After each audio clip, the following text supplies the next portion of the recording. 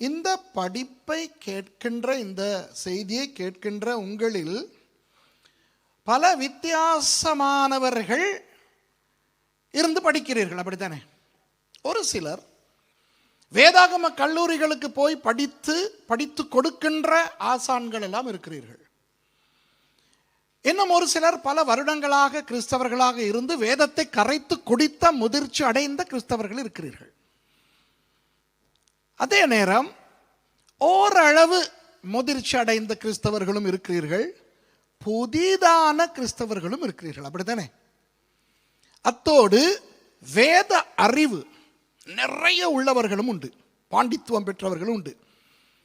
இங்கு ஒரு வேளை இல்லாவிட்டாலும் பிறகு இதை பார்க்கின்றவர்களில் எபிரேய மொழி தெரிந்த, கிரேக்க மொழி தெரிந்த வேத ஆராய்ச்சியாளர்கள், கலாநிதிகள், பெரிய பெரிய பட்டதாரிகள் உண்டு. அதே நேரம் ஆவியிலே பல வருடங்கள், என்னை விட பல வருடங்கள் கிறிஸ்தவர்களாக இருந்து ஊழியம் செய்கின்ற முதிர்ந்த கிறிஸ்தவர்கள் உண்டு. இப்போ நான் யாருக்கு கற்றுக் கொடுக்க வந்திருக்கிறேன்? எல்லாருக்கும் கற்றுக் கொடுக்க வந்திருக்கிறேன். அப்போ நான் பேசும்போது பேராசிரியர்களுக்கு மாத்திரம் நான் பேசினால் பேராசிரியர்களுக்கு மாத்திரம்தான் அது புரியும். மற்றவர்கள் என்ன பேசுகிறார் என்று புரியாமல் திகைப்பார்கள். ஆமாவா இல்லையா? அப்போ நான் பேசும் பொழுது புதிதாய் ரட்சிக்கப்பட்டு தேவனுடைய வார்த்தையை படிக்கின்ற ஆசையிலே ஆவலிலே வந்திருக்கின்ற அந்த முதிர்ச்சி இல்லாதவர்களுக்கும் கற்றுக் கொடுக்க வேண்டும், அப்படித்தானே? அப்போ யாருக்காக விட்டு கொடுக்க வேண்டும்?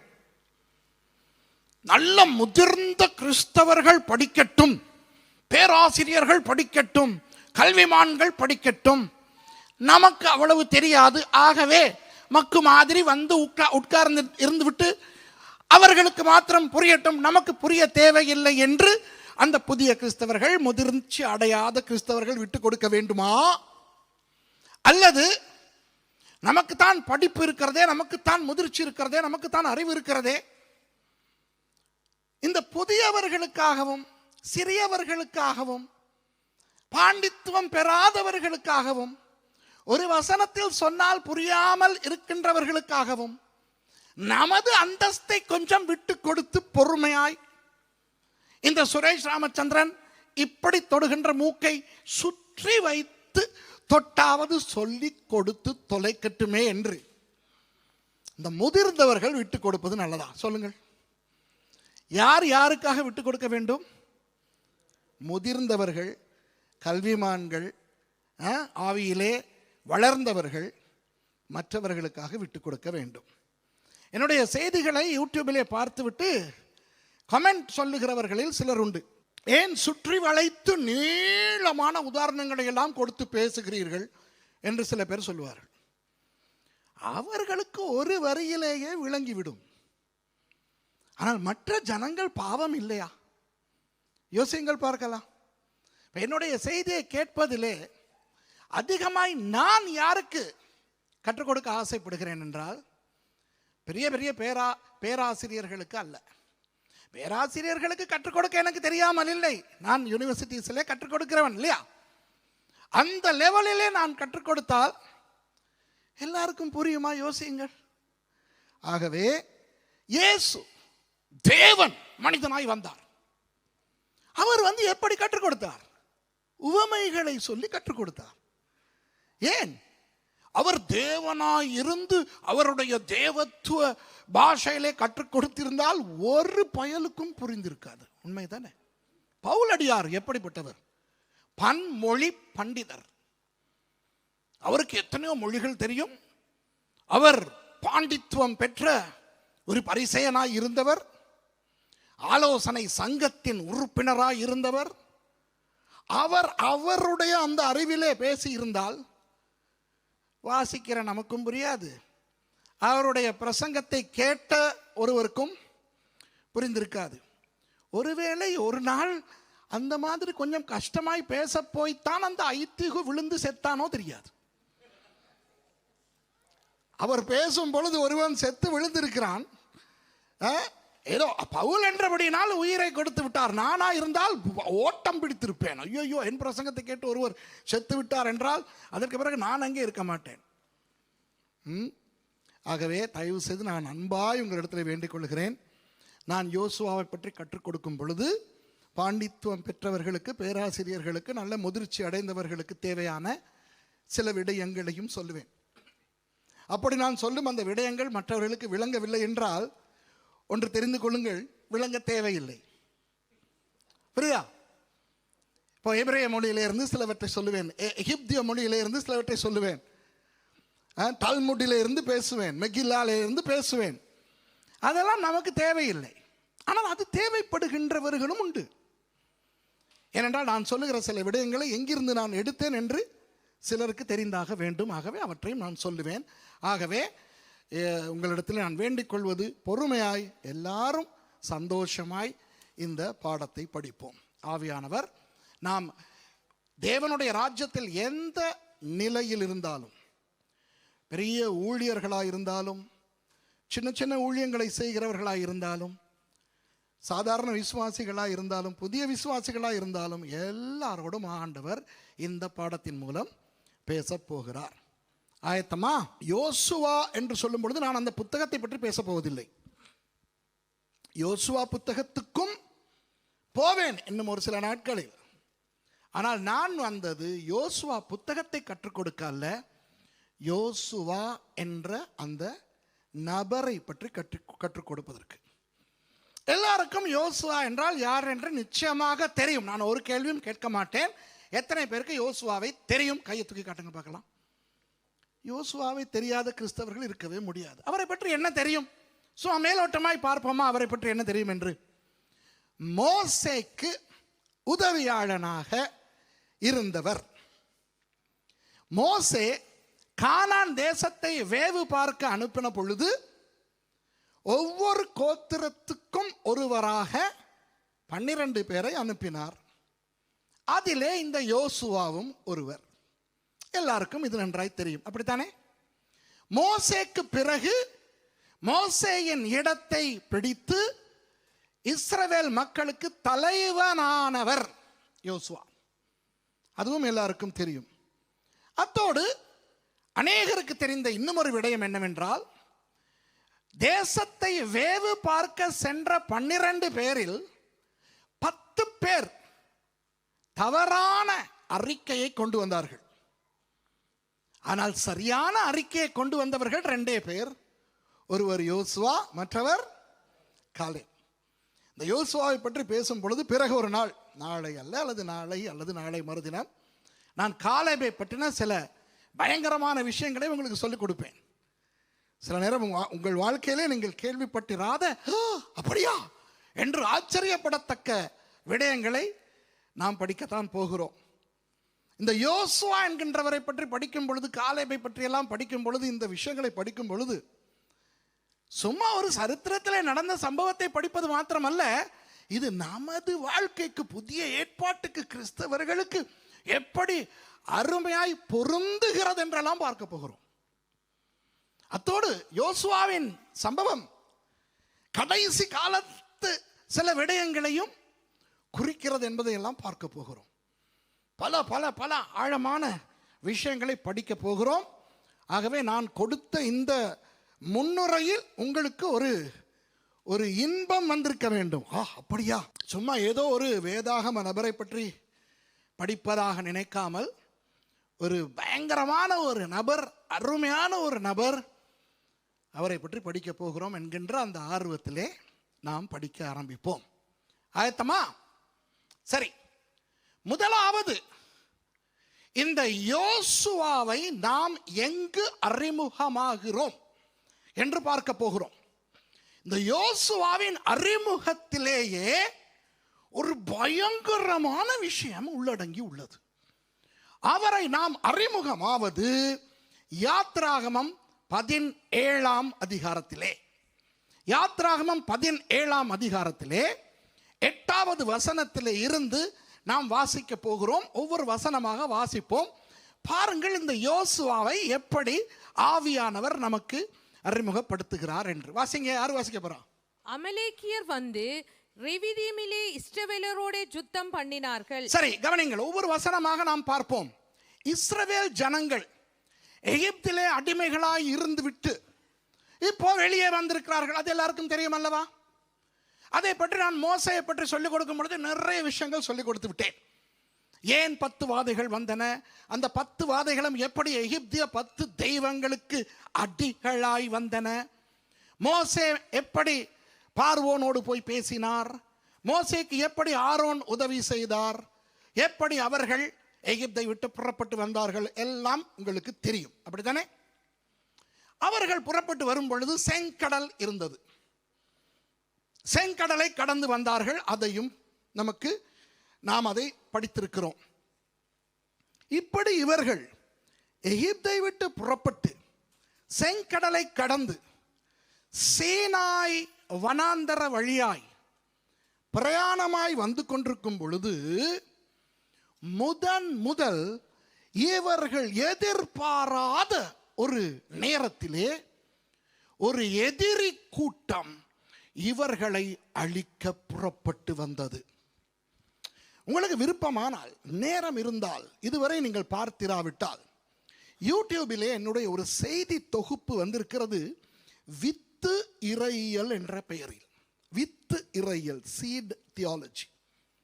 ஆதியாகமம் 3ஆம் அதிகாரம் 15வது வசனத்திலே ஆண்டவர் சர்ப்பத்தை பார்த்து சொல்லுகிறார் அல்லவா, உனக்கும் ஸ்திரீக்கும் பகை உண்டாக்குவேன், உன் வித்துக்கும் அவள் வித்துக்கும் பகை உண்டாக்குவேன், நீ அவர் குதிங்காலை நசுக்குவாய், அவர் உன் தலையை நசுக்குவார் என்று.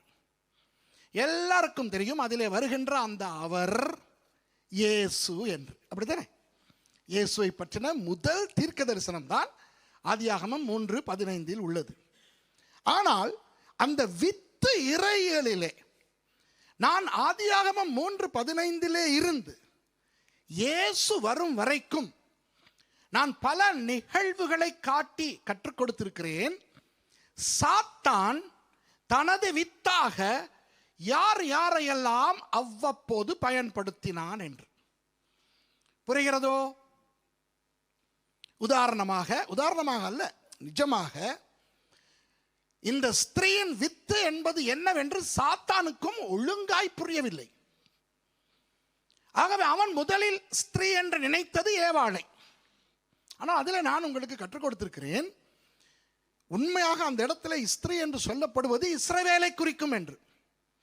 இப்போ அதை பற்றி பேச நேரம் கிடையாது, நீங்கள் வித்து இறையியலை பாருங்கள்.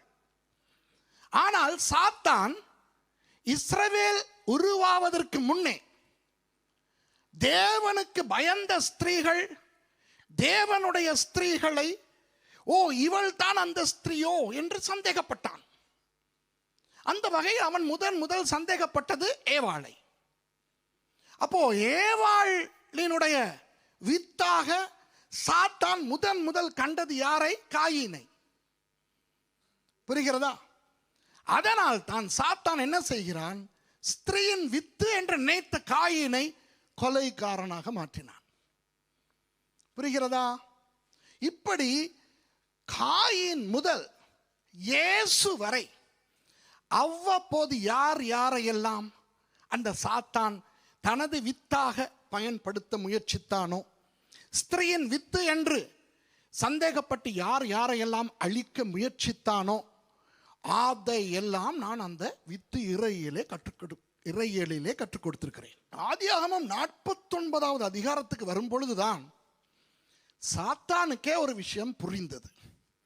அது என்னவென்றால், யாக்கோபு தனது 12 குமாரர்களையும் ஆசீர்வதிக்கிறார் அல்லவா? அந்த ஆசீர்வாதத்தின் போதுதான் சாத்தானுக்கு ஓரளவு புரிய ஆரம்பித்தது. ஓஹோ, அப்போ அந்த ஸ்திரீ இஸ்ரவேலாய் இருக்குமோ என்று. புரிகிறதா?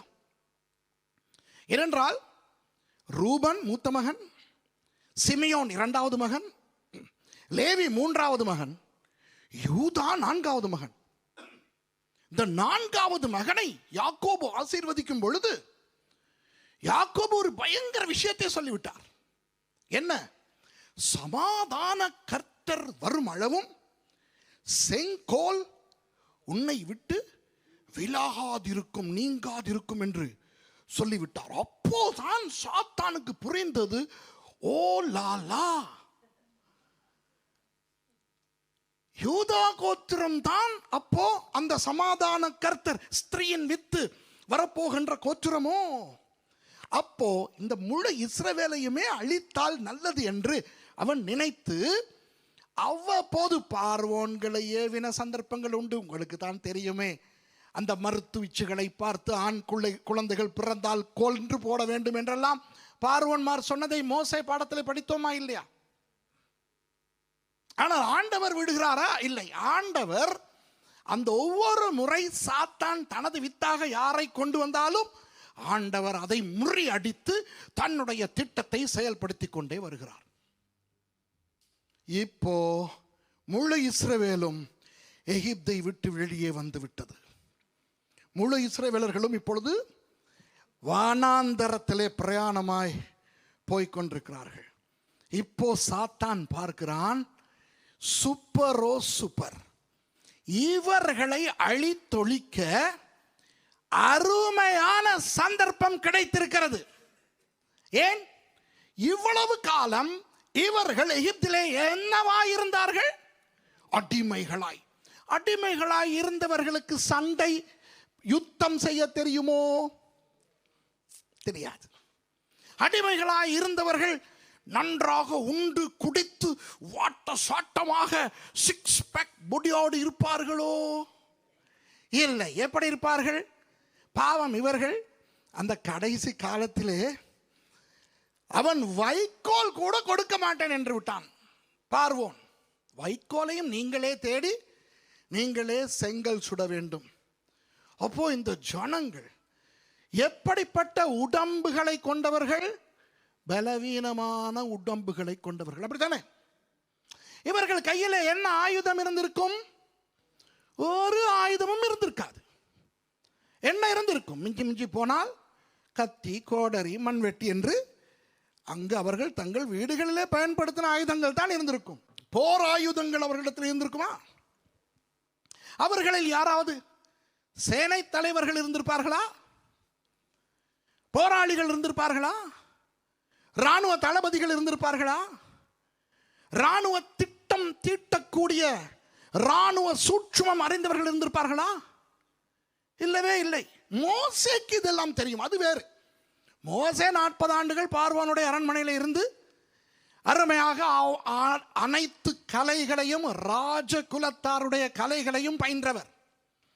ஆனால் இப்போதான் இந்த எகிப்தியர்களை, எகிப்திலே இருந்து இஸ்ரவேலர்களை வெளியே கொண்டு வந்திருக்கிறார்.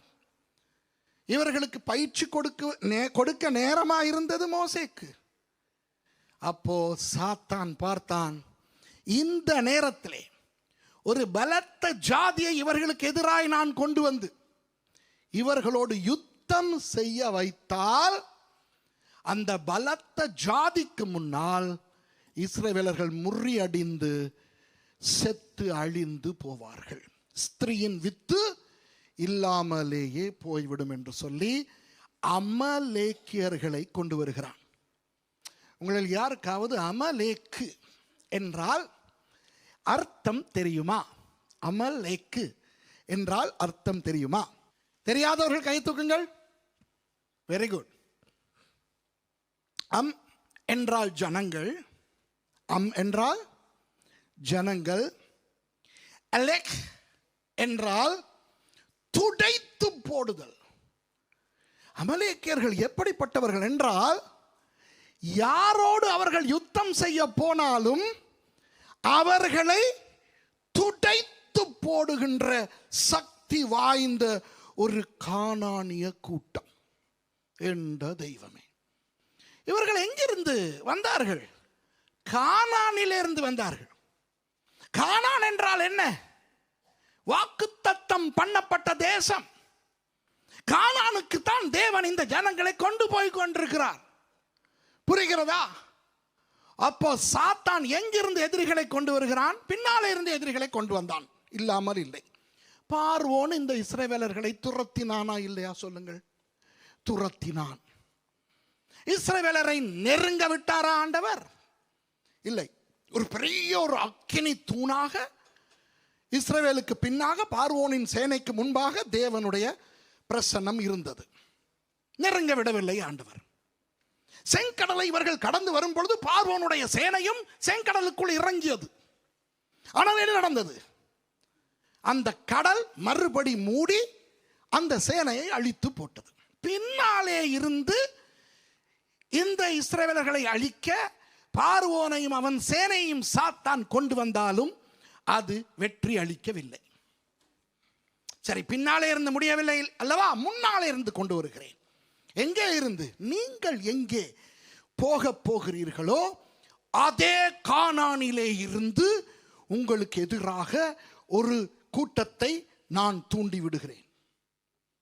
இப்போ இதில் இன்றைக்கு நடக்கின்ற இந்த யுத்தத்தின் ஒரு விஷயத்தையும் உங்களுக்கு சொல்லுகிறேன். இன்று அமலேக்கியர்கள் இல்லை, அன்று இருந்தார்கள். உங்களுக்கு யாருக்காவது தெரியுமா அமலேக்கியர்கள் என்று அழிந்தார்கள் என்று நான் கற்றுக் கொடுத்திருக்கிறேன். அமலேக்கியர்களை அம் என்றால் ஜனங்கள், அலேக் என்றால் துடை தெரிவது, அப்படித்தானே? ஆனால் அந்த மற்ற ஜனங்களை துடை தெரிகிறவர்களை நீ போய் துடை தெரியடா என்று ஆண்டவர் சவுலுக்கு கட்டளை கொடுத்தார். ஞாபகம் இருக்கிறதா? சாமுவேல் வந்து சொல்லுகிறான். ஆனால் சவுல் என்ன செய்கிறான்? அதாவது நான் இப்படி சொல்லுகிறேன், புரிந்தவர்கள் புரிந்து கொள்ளுங்கள். அமலேக்கியர்களுக்கு ஒரு அமலேக்கியனை போல நீ போய் அடியடா என்று ஆண்டவர் சொல்லுகிறார். விளங்குதா? அந்த புரியுதா என்னன்ட்டு? இப்போ நீங்கள் என்னோடு சண்டை பிடிக்க வர வேண்டாம் என்று ஆண்டவர் சவுலை அமலேக்கியனை போல அழைத்தாரா? என்ன சொல்லுகிறீர்? கதை விடுகிறீர்? இல்லை இல்லை, நான் அப்படி சொல்லவில்லை.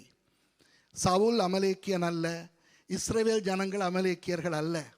நான் அந்த பெயரின் அர்த்தத்தை சொல்லுகிறேன். அதாவது ஜனங்களை துடை தெரிகிறவர்களை நீ போய் துடை தெரியடா என்று ஆண்டவர் 1 சாமுவேல் 15 சவுலுக்கு சொல்லுகிறார். அதாவது அந்த அம்மை நீ அலெக் ஆக்கி விடு என்று ஆண்டவர் சொல்லுகிறார். சவுல் கீழ்ப்படிந்தாரா? இல்லை. ஆகாகை உயிரோடு வைத்தார், இன்னும் ராஜகுலத்தோரை உயிரோடு வைத்தார், சில மிருக ஜீவன்களையும் உயிரோடு வைத்தார். கடைசியில் அந்த ஆகாக் என்று சொல்லுகின்ற அமலேக்கிய ராஜகுலத்தார் பல நூற்றாண்டுகளுக்கு பிறகு திடீரென எங்கு தோன்றுகிறார்கள்? ஷூஷானிலே தோன்றுகிறார்கள். எப்போ? மொர்தெகாய், அத்சால், அதாவது எஸ்தர் அவர்களுடைய காலத்திலே. யார் அவன்? யார் அந்த அமலேக்கியன்? யார்? ஆமான் என்கின்றவன். ஞாபகம் இருக்கிறதா? கடைசியிலே அந்த ஆமான் இஸ்ரவேலர்களுக்கு எதிராய் போட்ட திட்டத்தை தேவன் மொர்தெகாய் மூலமாயும் அத்சால் என்று சொல்லப்படுகின்ற எஸ்தர் மூலமாயும் முறியடித்து ஆகாகியர்களாகிய அமலேக்கியர்களை எஸ்தர் புத்தகத்திலே முழுக்க துடைத்து எறிந்து விட்டார்கள். புரிகிறதோ? அப்போ அந்த அமலேக்கியர்கள் அதற்கு பிறகு இல்லை, இன்று இல்லை. நான் யூடியூபிலே பார்த்தேன், நல்ல அழகான ஒரு காணொளி ஆங்கிலத்திலே வந்திருக்கிறது. ஆங்கிலம் தெரிந்தவர்கள் அதை பார்த்துவிட்டு அதை எடுத்து தமிழிலேயும் போடுவார்கள். சில நேரம் நீங்கள் அதையும் பார்ப்பீர்கள். கவர்ச்சியாய் படங்களோடு சித்திரங்களோடு போடும் பொழுது நம்ப வேண்டும் போல தோன்றும். அந்த காணொளியில் என்ன வருகிறது என்றால், அமலேக்கியர்கள் இன்றைக்கும் இருக்கிறார்களாம். இல்லை, நான் உங்களுக்கு ஆணித்தரமாய் சொல்லுகிறேன், தேவன் சவுல் மூலம் செய்ய நினைத்ததை சவுலின் வம்சத்திலேயே, சவுலின் அப்பாவாகிய கீஷின் அந்த வம்சத்திலேயே, பெஞ்சமின் கோத்திரத்திலேயே வந்த மொர்தெகாய் மூலமாய் ஆண்டவர் செய்து முடித்தார். அமலேக்கியர்கள் இன்று கிடையவே கிடையாது. புரிகிறதா? யார் எவ்வளவு அழகாக கவர்ச்சியாக உங்களுக்கு போட்டு காட்டி படம் காட்டி நிரூபிக்க பார்த்தாலும் தயவு செய்து நம்பாதீர்கள். வேத காலத்தில் காணப்பட்ட அமலேக்கியர்கள் இப்பொழுது இருக்கிறார்கள் என்று இல்லவே இல்லை. வேத காலத்திய பெலிஸ்தியர்களும் இல்லவே இல்லை. இன்று அங்கு வாழுகின்ற பாலஸ்தீனர்கள் அன்றைய பெலிஸ்தியர்களே கிடையாது. அதற்கு இப்பொழுது நாம் போக தேவையில்லை. ஆனால் நான் உங்களுக்கு ஒன்று சொல்லுகிறேன். அது என்னவென்றால், அன்று அமலேக்கியர்கள் ஏன் இஸ்ரவேலர்களுக்கு விரோதமாய் ரெவிதீமுக்கு வந்தார்கள்? உங்களுக்கு தெரியுமா? தெரியாது. எனக்கு தெரியுமா? எனக்கும் தெரியாது. சரி, அப்படி வந்து யுத்தம் பண்ணினார்களே, அவர்களிடத்தில் கேட்டால் ஏனடா வந்து இஸ்ரவேலோடு யுத்தம் பண்ணினீர்கள் என்று தெரியாது. இதுதான் உண்மை. தேவனுடைய மக்களாகிய இஸ்ரவேலர்களுக்கு எதிராக மக்கள் ஏன் எழும்புகிறார்கள் என்று எழும்புகிறவர்களுக்கே தெரியாது.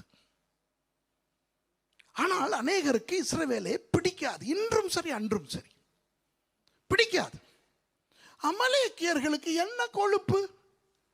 அமலேக்கியர்கள் ஏன் இந்த அடிமை கூட்டத்துக்கு பயப்பட வேண்டும்? கவனிங்கள். மோவாபின் ராஜா பாலாக் பயப்பட்டான். அதிலே ஒரு நியாயம் இருந்தது. ஏனென்று சொல்லுங்கள். அவன் கேள்விப்படுகிறான், இந்த இஸ்ரவேலிலே அடிமையாய் இருந்து வெளியே வந்த கூட்டம் யார் யாரோடெல்லாம் சண்டை பிடிக்கிறார்களோ அவர்களை எல்லாம் தோற்கடிக்கிறார்கள், எதிரிகளை நிர்மூலமாக்குகிறார்கள், வெற்றி மேல் வெற்றி அடைந்து இப்போ நாங்கள் வாழுகின்ற இந்த மோவாப் பக்கம் வந்து கொண்டிருக்கிறார்கள். அப்படிப்பட்ட ஒரு பின்னணியில் அவன் இவர்களை குறித்து பயந்தது நியாயமா இல்லையா? அது எப்போ நடக்கிறது?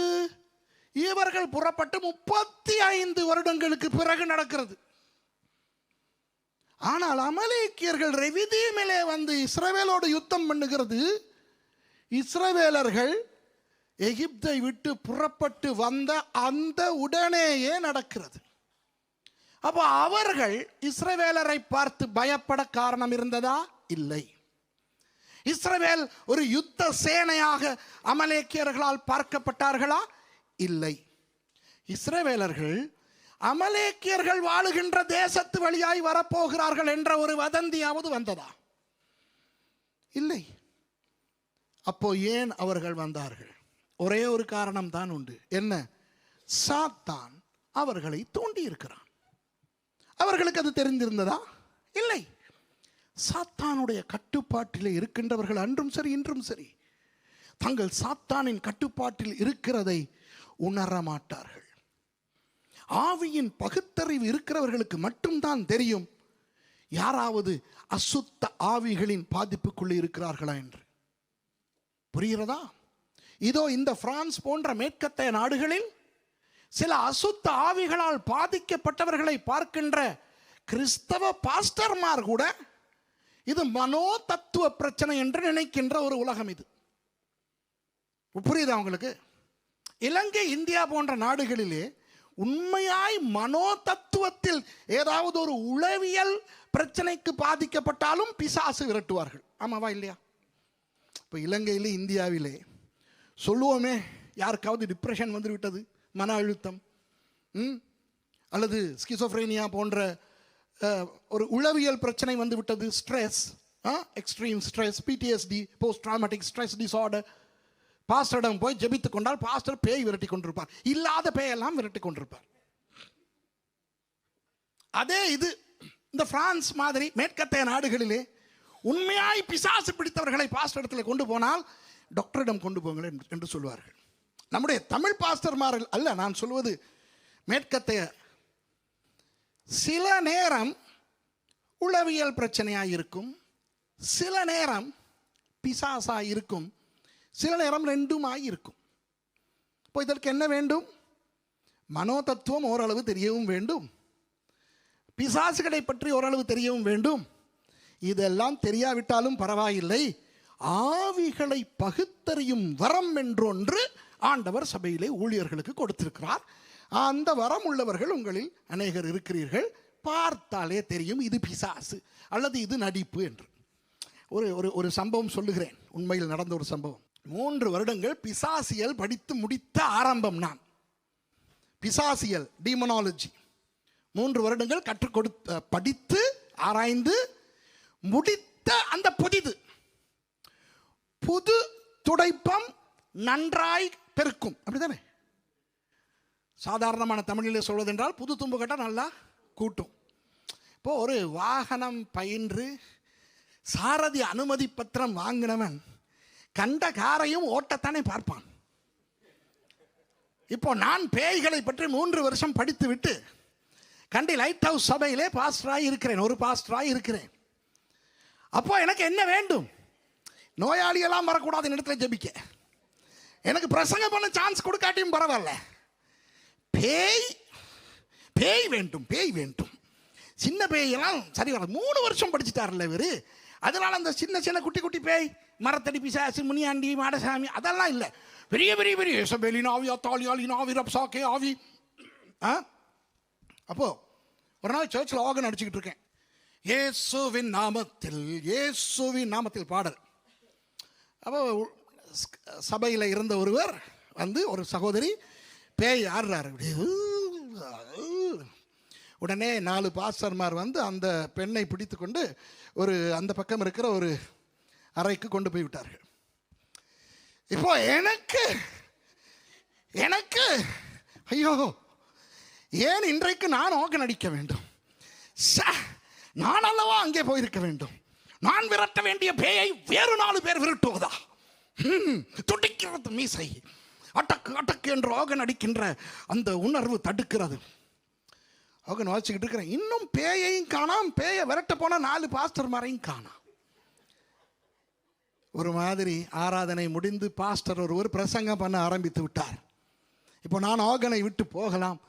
நைஸாக நழுவி அந்த பக்கமாய் வந்து அந்த ரூமுக்குள்ளே போனால் 2 பேர் அந்த பெண்ணை இறுக பிடித்து கொண்டிருக்கிறார்கள். தமிழ் பொம்பளை, ஒரு குள்ளமான மெலிஞ்ச ஒரு ஆள், சாரி கட்டிட்டு. 2 பாஸ்டர்மார் மேலையும் கீழே நடந்து போப்பிசாசேன்னு விரட்டிக்கிட்டு இருக்காங்க. உள்ளே போய் பார்க்கும்போது இந்த 4 பேரும் பிசாசை விரட்டுகிறார்களா அல்லது அந்த பிசாசு இந்த 4 பேரையும் விரட்டுகிறதா என்று ஒரு கணம் குழம்பி போனேன். நான் போய் அந்த பெண்ணை பார்த்தால் அவள் நேரடியாக என் கண்ணை பார்த்தாள். இந்த பிசாசு விரட்டுகிறவர்களுக்கு ஒன்று சொல்லுகிறேன், நீங்கள் தேவனுடைய ஆவியை உடையவர்கள். ஆமென்.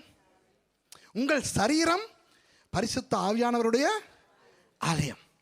அப்போ உங்கள் கண்கள் என்ன?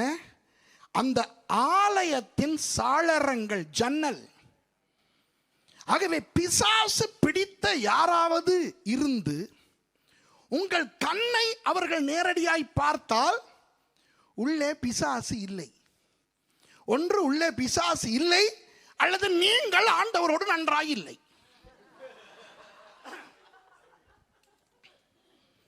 விளங்குதா? இந்த கதைக்கு வரதுக்கு முதல் வேறொரு கதையை சொல்லிடுறேன். ஒரு ஆம்பளைக்கு பேய் பிடிச்சிருச்சு. அந்த ஆம்பளை பிசாசை விரட்டுறதுக்கு ஒரு பாஸ்டர் புறப்பட்டு போறார். அப்போ இன்னொரு பாஸ்டர் சொல்லிருக்காரு, நானும் வாரேன்ட்டு. அவங்க குருதேனியங்கிற இடத்துல இருந்து பல்லக்கலைங்கிற இடத்துக்கு போயிருக்காங்க பேய் விரட்ட. அதில் போன நல்ல பாஸ்டருடைய பெயரை பயம் இல்லாமல் சொல்வேன், பாஸ்டர் பிரான்சிஸ். மற்றவருடைய பெயர் சொல்ல வேண்டாம். பாஸ்டர் ஆபேலுக்கு பாஸ்டர் பிரான்சிஸை தெரியும். அங்க போறதுக்கு முதல்ல அந்த பேய் சொல்ல ஆரம்பிச்சிருச்சான், 2 பேர் வாராங்க என்னைய வரட்டும், நான் பார்த்துக்கிறேன் அவங்கள.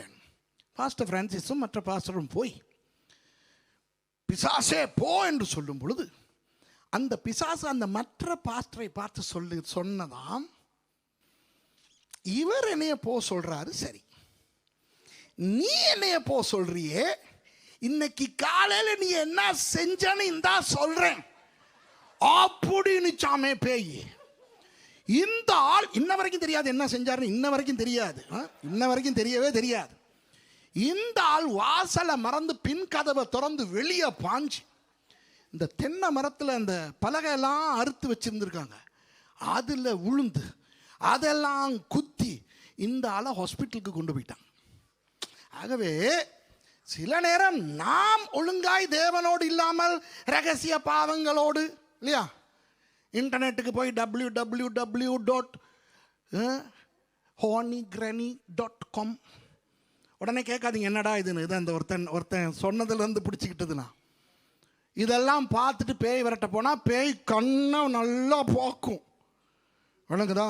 நாமும் பரிசுத்தமாக இருந்து உள்ளே பிசாசு இருந்தால் யாருக்காவது அவர்களால் நம் கண்ணை பார்க்க முடியாது. இப்போ நான் போனவுடன் அந்த அம்மா என்ன நேரில் பார்க்குது. இப்போ எனக்கு என்ன கோவம்னா, ஏற்கனவே நான் வந்திருக்க வேண்டிய இடத்துல வேற 4 பேர் வந்த கடுப்பு வேற. இப்போ பேய் இல்லைன்னு தெரிஞ்சிருச்சு எனக்கு. விடுங்கடா கையான்னு சொன்னேன் மற்ற பாஸ்டர்ஸ்க்கு. ஐயோ ஐயோ, நான் விடு விடு, பயப்படாத விடு. விட்டாங்க. நான் விட்டே ஒன்று அந்த பொம்பளோட கண்ணத்துக்கு. ஏன் பாஸ்டர் அடிச்சிங்கன்னுச்சு. பேசாமல் போயிட்டு உட்கார்ந்துருக்கலாம். அது அப்படியே போகுது. இந்த 4 பேர் கேட்குறாங்க, பாஸ்டர் சுரேஷ் பேய் இருக்கு இல்லையோ, அப்போ என்னத்தை வரட்டணும்? அதுக்கு தாண்டா நம்மளை மாதிரி எக்ஸ்பர்ட் வரணுங்கிற அங்கே நமக்கு கொஞ்சம் மார்க்ஸ் போட்டுக்கிட்டோம். பார்த்தீங்களா? அப்போது இந்த சாத்தானால் பீடிக்கப்பட்டிருப்பவர்களுக்கு தாங்கள் சாத்தானால் பீடிக்கப்பட்டிருக்கிறோம் என்று தெரியாது. நான் உங்களுக்கு சொல்லுகிறேன், தேவனுக்கு விரோதமாக மக்களை செயல்படுத்துபவன் பிசாசு. கிறிஸ்தவர்களுக்கு விரோதமாக மற்றவர்களை ஏவி விடுகிறவன் பிசாசு. உபத்திரவங்களை கிறிஸ்தவர்களுக்கும் சபைகளுக்கும் கொடுக்கிறவன் பிசாசு. உலகத்திலேயே 2 ஜனக்கூட்டம் தான் உண்டு. ஒன்று தேவனுடைய கூட்டம் அல்லது பிசாசின் கூட்டம். ஒன்று ஒளியின் கூட்டம், மற்றது இருளின் கூட்டம். அந்த ஒளியின் கூட்டத்தில் வேண்டுமானால் நல்ல கூட்டம், அவ்வளவு நல்லதல்லாத கூட்டம், கெட்ட கூட்டம் இருக்கலாம். ஆனால் இருளின் கூட்டத்துக்குள்ளே பாதி இருள், முக்கால்வாசி இருள், கால்வாசி இருள் என்று இருக்க முடியாது. இருள் என்றால் இருள் தான். புரியுதா? அதனால் தான் வேதம் சொல்லுகிறது ஒளிக்கும் இருளுக்கும் சம்பந்தம் இல்லை என்று. அப்போ இஸ்ரவேல் என்பது தேவனுடைய தேசம். இஸ்ரவேலர்கள் என்பது தேவனுடைய மக்கள். அவர்களில் நல்லவர்களும் இருக்கலாம், நல்லதல்லாதவர்களும் இருக்கலாம். உண்டா இல்லையா? ஆனால் இஸ்ரவேலுக்கு எதிராக ஒருவனோ ஒரு தேசமோ ஒரு கூட்டமோ எழும்பினால் சாத்தானுடைய தூண்டுதல் இல்லாமல் எழும்பவே முடியாது. புரிகிறதா? ஆனால் அது அவர்களுக்கு தெரியாது. அவர்கள் இஸ்ரவேலர்களுடைய குறைகளை காட்டுவார்கள். இஸ்ரவேலர்களுக்கு ஏன் குறை இல்லை? இருக்கிறது. அன்றும் இருந்தது, இன்றும் இருக்கிறது. அப்போ அமலேக்கியர்களுக்கு ஏன் தாங்கள் இஸ்ரவேலர்களை அடிக்க போகிறோம் என்று தெரியாது. ஆனால் நமக்கு தெரியும். ஏன் போனார்கள்? சாத்தானுடைய தூண்டுதலால் போகிறார்கள். அப்போ சம்பவம் எங்கே நடக்கிறது? ரெவிதீமிலே நடக்கிறது. இப்போ பாருங்கள், அடுத்த வசனத்தை பாருங்கள். பயங்கரமான ஒரு விஷயத்தை நீங்கள் கவனிப்பீர்கள். நான் சொல்லும் வரை உங்களுக்கு அதனுடைய பயங்கரம் புரியாது. வாசிங்க. அப்பொழுது மோசே ஜோஷுவாவை நோக்கி, நீ நமக்காக மனிதரை தெரிந்து கொண்டு புறப்பட்டு அமலேக்கோடே யுத்தம் பண்ணு. நாளைக்கு நான் மலையுச்சியில் தேவனுடைய கோலை என் கையில் பிடித்து கொண்டு நிற்பேன் என்றான். அன்பானவர்களே, இதிலே ஒரு பெரிய குதர்க்கம் இருக்கிறது, ஒரு பெரிய குழப்பம் இருக்கிறது. மோசே என்ன செய்கிறார்? ஒரு மனுஷனை தெரிவு செய்து, யோசுவா என்கின்ற ஒரு மனுஷனை தெரிவு செய்து, அந்த யோசுவாவுக்கு 2 அதிகாரங்களை கொடுக்கிறார். முதலாவது அதிகாரம் என்ன? நீ நமக்காக மனிதரை தெரிந்து கொண்டு.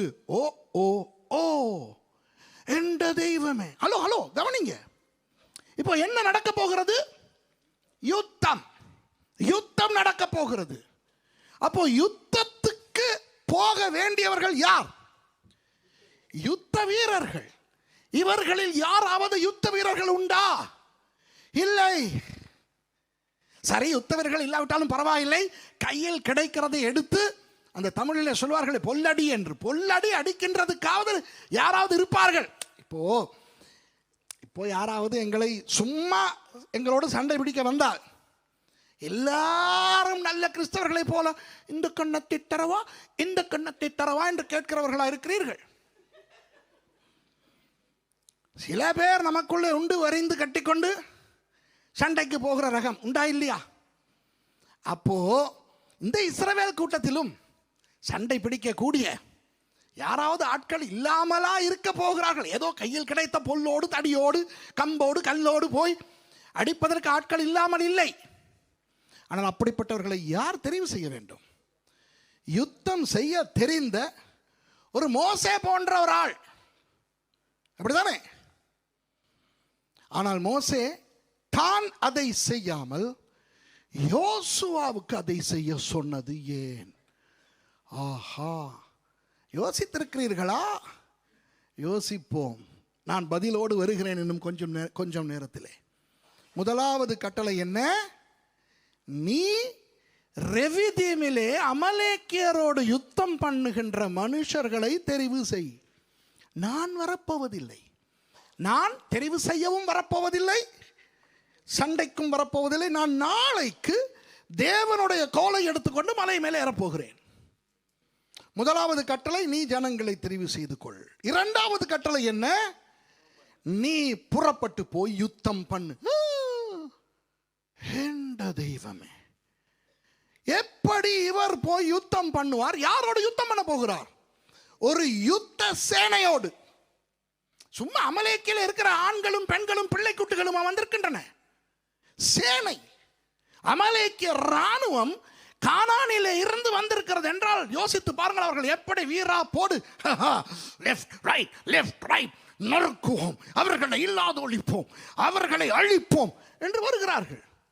ஏனென்று தெரியாவிட்டாலும் அழிக்க அல்லவா வருகிறார்கள். அழிக்க வருகிற ராணுவம் அழிக்க ஆயத்தத்தோடு தான் வரும். எத்தனை பயிற்சி இருக்கும், எத்தனை ஆயத்தம் இருக்கும், எத்தனை ஆயுதங்கள் இருக்கும். அந்த பெரிய சேனையோடு யோசுவா போய் யுத்தம் செய்ய வேண்டுமா?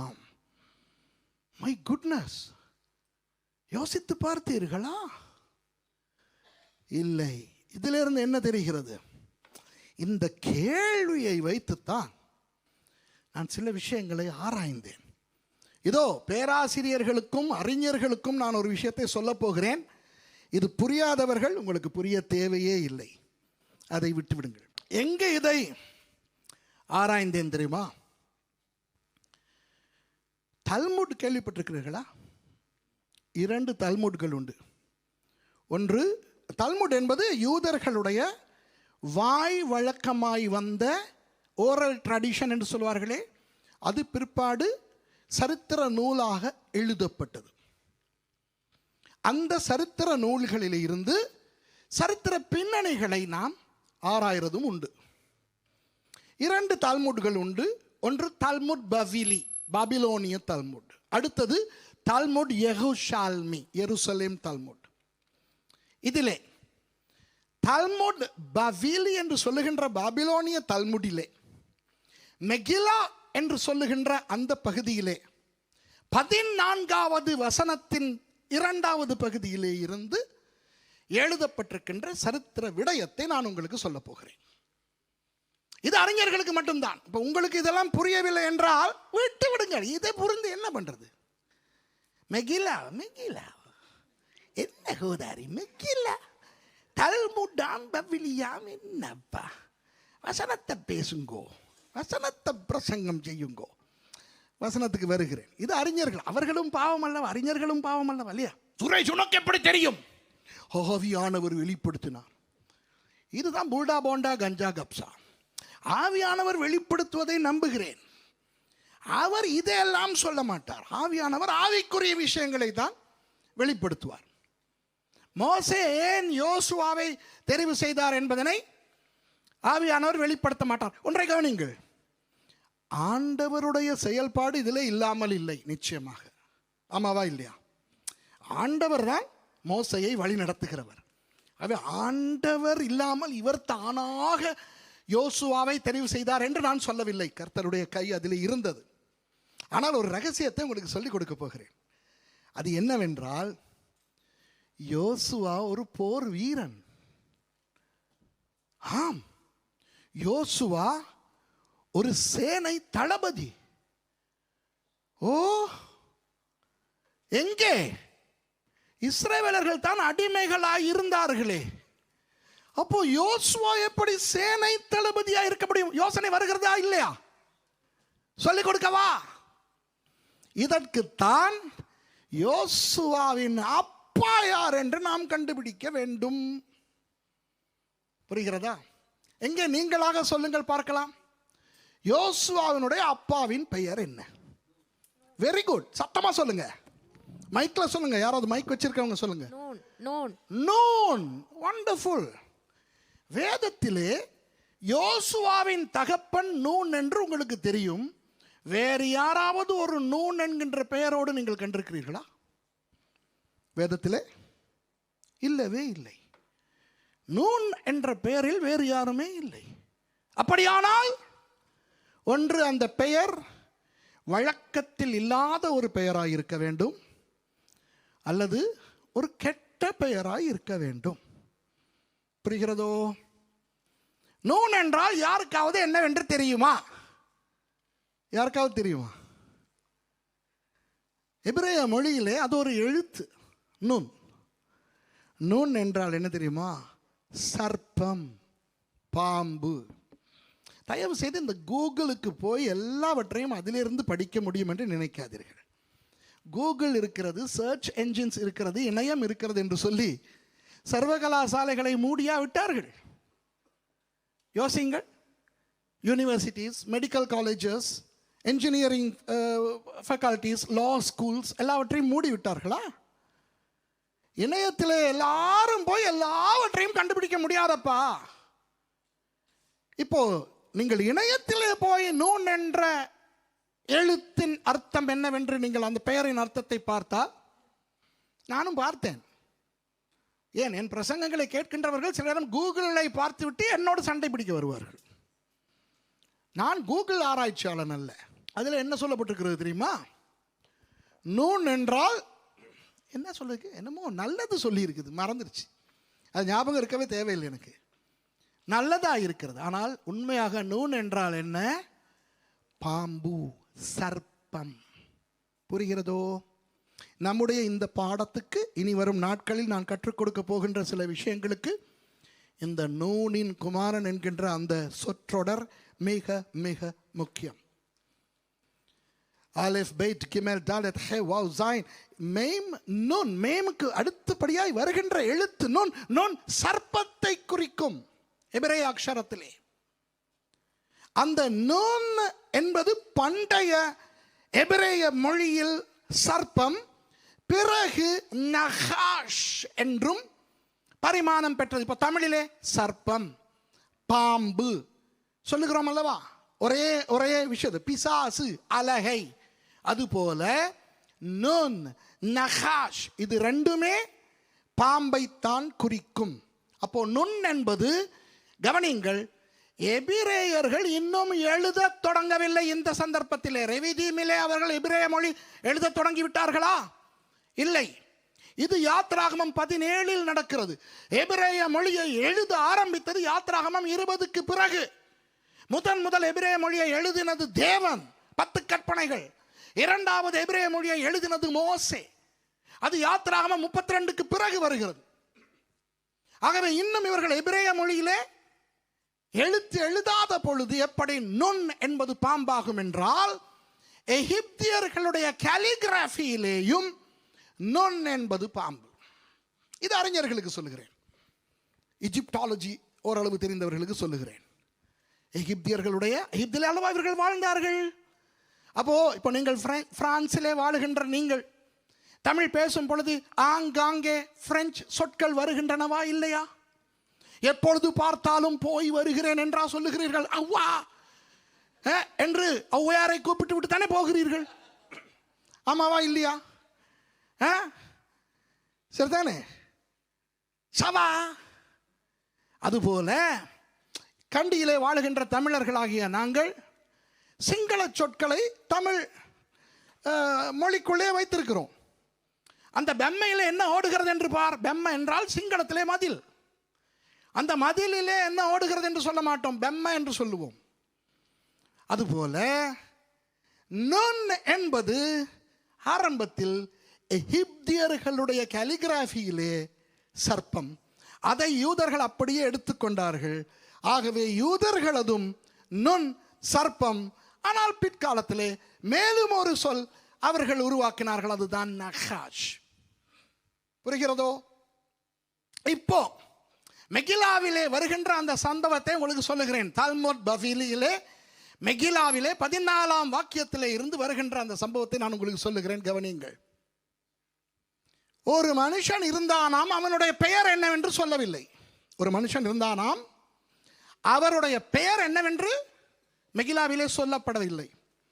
அந்த மனுஷன் ஒரு எபிரேயனாம், எப்பிராயிம் கோத்திரத்தை சேர்ந்த ஒரு எபிரேயன், ஒரு இஸ்ரவேலன். ஆனால் இந்த மனுஷன் என்ன செய்திருக்கிறான்? எகிப்தியர்களுக்கு உதவி செய்திருக்கிறான். இப்படிப்பட்டவர்களை நாங்கள் துரோகிகள் என்று சொல்லுவோம். ஆமாவா இல்லையா? 5ஆம் படை என்று சொல்லுவோம். ஆமாவா இல்லையா? தமிழர்களிலும் அப்படிப்பட்டவர்கள் இருந்தார்களா இல்லையா? இலங்கையிலே தமிழ் ஈழத்துக்காக போராடினவர்களுடைய பட்டியலை நீங்கள் பார்த்தால் அவ்வப்போது ஒரு சிலர் தமிழ் ஈழ விரோதிகளாய் மாறி தமிழர்கள் தங்கள் இனத்தையும் தங்கள் மக்களையும் காட்டிக் கொடுத்த சம்பவங்கள் நடந்தனவா இல்லையா? சொல்லுங்கள். ஏன் 2வது உலக யுத்தத்தின் போது கூட ஜெர்மனியை சேர்ந்த சிலர் ஹிட்லரனுடைய இராணுவத்தில் இருந்து கொண்டு நேச நாடுகளுக்கு அவர்களுடைய உளவுத்துறைக்கு தகவல் பரிமாறி துரோகம் செய்தது உண்டு. நேச நாட்டு சிலர் கூட நாட்சிய ஜெர்மனிய படைகளுக்கு உளவாளிகளாய் இருந்தது உண்டு. ரஷ்ய கேஜிபி ஏஜென்ட்டுகள் சிலர் ரஷ்யாவை காட்டிக் கொடுத்தது உண்டு. இது காலகாலமாக இருக்கிற ஒன்று. அதுபோல இந்த எபிரேயர்களுக்குள்ளே இருந்த ஒரு மனுஷன் எப்பொழுது பார்த்தாலும் எகிப்தியர்களுக்கு உதவி செய்து தன் மக்களை காட்டிக் கொடுத்து கொண்டிருந்தான். புரிகிறதோ? அப்போ அவனுடைய பெயர் என்னவென்று தெரியாது. ஆனால் அவர்களை யூதர்கள் பாம்பு என்று கூப்பிட ஆரம்பித்தார்கள். அந்த பாம்பு வருது. இன்னொன்று சொல்லுகிறேன், இந்த எபிரேய மொழியிலே எகிப்திய மொழியிலே அந்த நொன் என்று சொல்லும் பொழுது அது சர்ப்பத்தை மாத்திரமல்ல, விலாங்கு மீனையும் நுண் என்று தான் சொல்வார்கள். எபிரேய மொழியிலேயும் விலாங்கு மீனை நுண் என்று சொல்வார்கள். விலாங்கு மீன் தெரியுமா? Eel, electric fish. விலாங்கு மீன், அதை பற்றி ஒரு பகடியான கதை உண்டு. என்ன சொல்லுவார்கள்? விலாங்கு மீன் என்ன செய்யுமாம்? பாம்புக்கு தலையை காட்டுமாம், நான் உங்களுடைய ஆள் என்று. ஏனென்றால் விலாங்கு மீனுடைய தலை பாம்பு மாதிரியே இருக்கும். மீனுக்கு வாலை காட்டுமாம், நான் உங்களுடைய ஆள் என்று. அப்போ இந்த நுண், இவருடைய உண்மையான பெயர் யார் என்று தெரியாது. ஆனால் இந்த நுண் எப்பிராயிம் கோத்திரத்தை சேர்ந்த ஒரு யூதன், ஒரு எபிரேயன், ஒரு இஸ்ரவேலன் எகிப்தியர்களுக்கு தன் மக்களை காட்டிக் கொடுத்தபடியினால் எபிரேயர்கள் எல்லாம் அவரை கேவலமாய் எப்படி பேசிக்கொண்டார்கள்? பாம்பு. நூன் என்றால் என்ன? பாம்பு. அந்த பாம்பு, ஐயோ அந்த பாம்பு வருது, வேலை செய்டா, பாம்பு வருது, விளங்குதா? அந்த பாம்புக்கு ஒரு மகன் பிறக்கிறார். அந்த மகனுக்கு ஓஷேயா என்றுதான் பெயர் வைக்கிறார். பிறகுதான் மோசே அவருடைய பெயரை யோசுவா என்று மாற்றுகிறார். அதற்கு நான் பிறகு வருகிறேன். இப்போ நன்றாய் கவனியுங்கள்.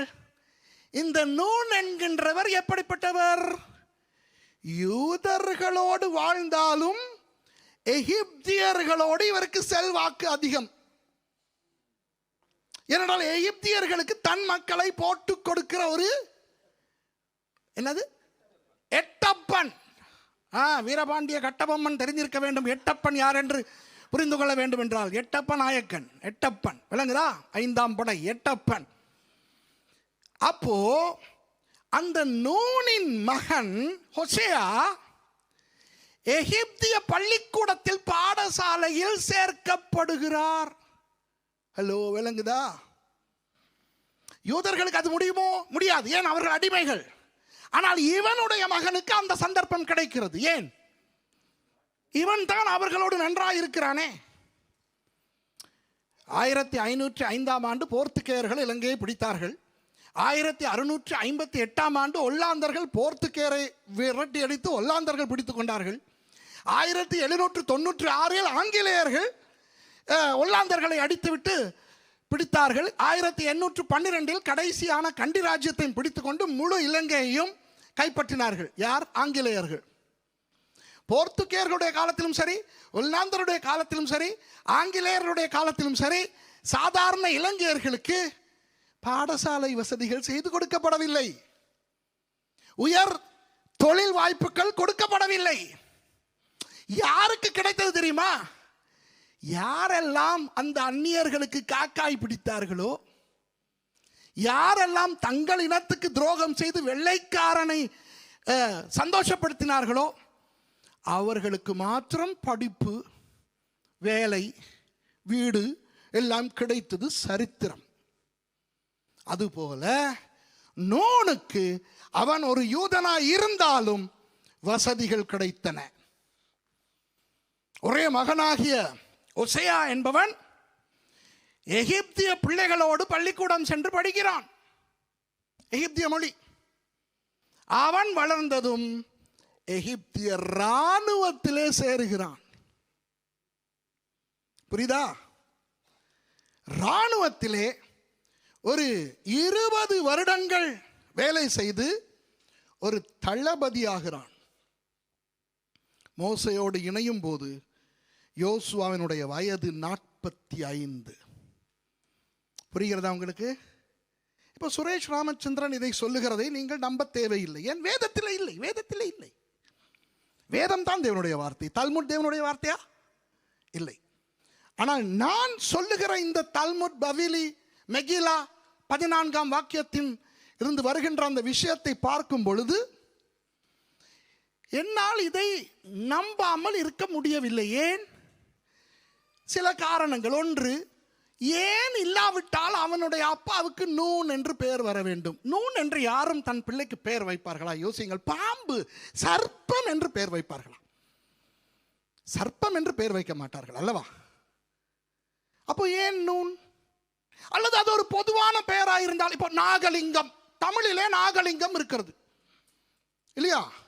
அதற்காக அந்த எலிசாவோடு வந்த நாகமான், அந்த நாகம் தமிழ் நாகம் அல்ல. சிரியாவிலே இருந்து நாகமான் என்ற ஒரு குஷ்டரோகி வந்தால் அதுவும் நாகம் தானே பார்த்தோம். அது தமிழ் நாகம் இல்லை, அது சிறிய இராணுவம், தமஸ்கு நாகம். தமிழிலே நாகலிங்கம் இருக்குதா இல்லையா? அப்போ யோசிக்கலாம், அப்போ தமிழர்கள் நாகப்பாம்பின் பெயரை வைக்கிறபடினால் அந்த காலத்திலே யூதர்களும் வைத்திருப்பார்களோ என்று நினைக்கலாம். இல்லை, தமிழர்களுக்கு, அதாவது தமிழர்கள் என்றால் கிறிஸ்தவர் அல்லாத தமிழர்களுக்கு நாகம் ஒரு பக்தியின் விலங்கு. ஆமாவா இல்லையா?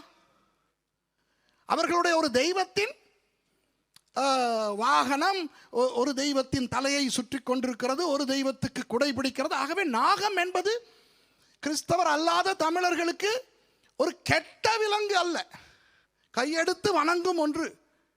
ஆகவே நாகலிங்கம் என்று பெயர் வைப்பது இயல்பு. ஆனால் யூதர்களுக்கு பாம்பு, பாம்பு தான் ஏவாளையே ஏமாற்றினது, பாம்பு தான் ஆதாமையை நாசமாக்கினது.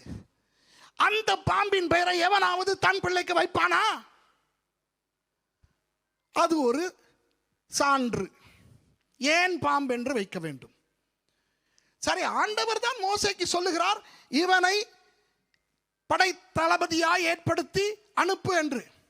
அப்படி சொல்வதற்கும் ஏதாவது ஒரு திறமை, ஒரு தகுதி அந்த யோசுவாவுக்கு இருந்திருக்கலாம் அல்லவா?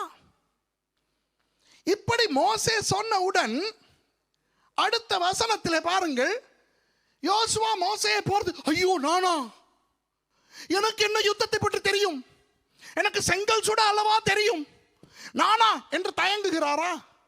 வாசியுங்கள் அடுத்த வசனத்தை. யோசுவா தனக்கு மோசே சொன்னபடியே செய்து அமலேக்கோடே யுத்தம் பண்ணினான். அவ்வளவுதான். அப்ப நீங்கள் சொல்லலாம், அவர் கீழ்ப்படிந்தார். ஐயோ, கீழ்ப்படிந்தார் தான். இது ஆரம்பமாயிற்றே. ஆரம்பத்தில் அப்படி ஒரு கீழ்ப்படிவு இருக்குமா? யாருக்கும்? யோசியுங்கள், பார்க்கலாம். யோசுவா அருமையான ஒரு தலைவர், மோசேக்கு அழகாக அடங்கி இருந்தார், சூப்பர் தலைவர். இந்த பாடத்தில் நீங்கள் படிக்கும் போது என்னை பொறுத்தவரை யோசுவா ஒரு சிறந்த ஒரு உதவி ஊழியர். அவரை பற்றி நல்ல நல்ல நல்ல விஷயங்கள் தான் எல்லாம் இருக்கின்றன. அவரை பற்றி ஒரு குறை கிடையாது தெரியுமா? பெண்கள் விஷயத்திலேயா இருக்கட்டும், பண விஷயத்திலேயா இருக்கட்டும், பதவி விஷயத்திலேயா இருக்கட்டும், பெருமை விஷயத்திலேயா இருக்கட்டும், யோசுவாவை பற்றி நீங்கள் ஒரு குறையும் பார்க்க மாட்டீர்கள். சொல்லுகிறேன், இப்பொழுதே சொல்லுகிறேன். முடிந்தால் கண்டுபிடித்து விட்டு வந்து எனக்கும் சொல்லுங்கள். யோசுவாவை பற்றி ஒரு எதிர்மறையான விஷயமும் கிடையாது. ஆனால் இது ஆரம்பமாயிற்று. இவர்கள் இன்னும் யுத்தம் செய்யாத ஒரு அனுபவத்தில் இருக்கும் பொழுது மோசே திடீரென ஒரு வாலிபனை பார்த்து, இப்போதான் செங்கடலை தாண்டி வந்து கொஞ்ச நாள் ஆகிறது, நீ போய் யுத்தம் பண்ண என்று சொல்லும் பொழுது ஒரு தயக்கம் வர வேண்டுமா, வரக்கூடாதா? அழானப்பட்ட எரேமியாவே என்ன சொல்லுகிறார்? ஐயோ நானா சிறு பிள்ளையா இருக்கேன் சொன்னாரா இல்லையா? சவுலை சாமுவேல் அபிஷேகம் பண்ண பொழுது சவுல் என்ன சொல்லுகிறார்? ஐயோ நானா, நான் சின்ன கோத்திரமாகிய பெஞ்சமினிலிருந்து வந்தவன் அல்லவா சொன்னாரா இல்லையா? அப்போ ஏன் யோசுவா கொஞ்சம் கூட தயங்கவில்லை? அதுவும் ஒரு காரணமாக இருக்கலாம். ஆகவே அந்த தல்முடிலே மெகிலாவிலே வருகின்ற அந்த சம்பவம் உண்மையாக இருக்கலாமோ என்று என்ன தோன்றுகிறது. ஆனால் பிறகு பிறகு இந்த நூனின் குமாரன் என்று எங்கெங்கே சொல்லப்படுகின்றது, ஏன் சொல்லப்படுகின்றது என்றெல்லாம் நாம் படிக்கத்தான் போகிறோம். நாளை மறுதினம் எல்லாம். உங்களுக்கு இந்த பாடம் ஆசீர்வாதமாக இருக்கிறதா இதுவரைக்கும்? Praise the Lord. இப்போ இதிலிருந்து ஒரு சத்தியத்தை நான் உங்களுக்கு சொல்ல விரும்புகிறேன். அது என்னவென்றால், இந்த யுத்தத்துக்கு பிறகு நீங்கள் இந்த சம்பவத்தை வாசித்து பார்த்தால், மறுநாள் மோசே மலைக்கு போகிறார். மோசே கையை அந்த கோலை பிடித்து கொண்டு நிற்கிறார். வாசித்து முடிப்போமா? வாசித்தே பார்ப்போமா? சரி, தொடர்ந்து வாசிங்களே, அப்பொழுதுதான் உங்களுக்கு அருமையாக இருக்கும் அந்த சம்பவத்தை நான் சொல்லும்போது. வாசிங்க. ஜோசுவா தனக்கு மோசே சொன்னபடியே செய்து அமலேக்கோடே யுத்தம் பண்ணினான். மோசேயும் ஆரோனும் ஊர் என்பவனும் மலை உச்சியில் ஏறினார்கள். மோசே தன் கையை ஏறெடுத்திருக்கையில் இஸ்ரவேலர் மேற்கொண்டார்கள். அவன் தன் கையை தாழ விடுகையில் அமலேக்கு மேற்கொண்டான். யுத்தம் கீழே நடந்து கொண்டிருக்கிறது. மலைக்கு மேலே மோசே போயிருக்கிறார், ஆரோன் போயிருக்கிறார், ஊர் என்பவர் போயிருக்கிறார்.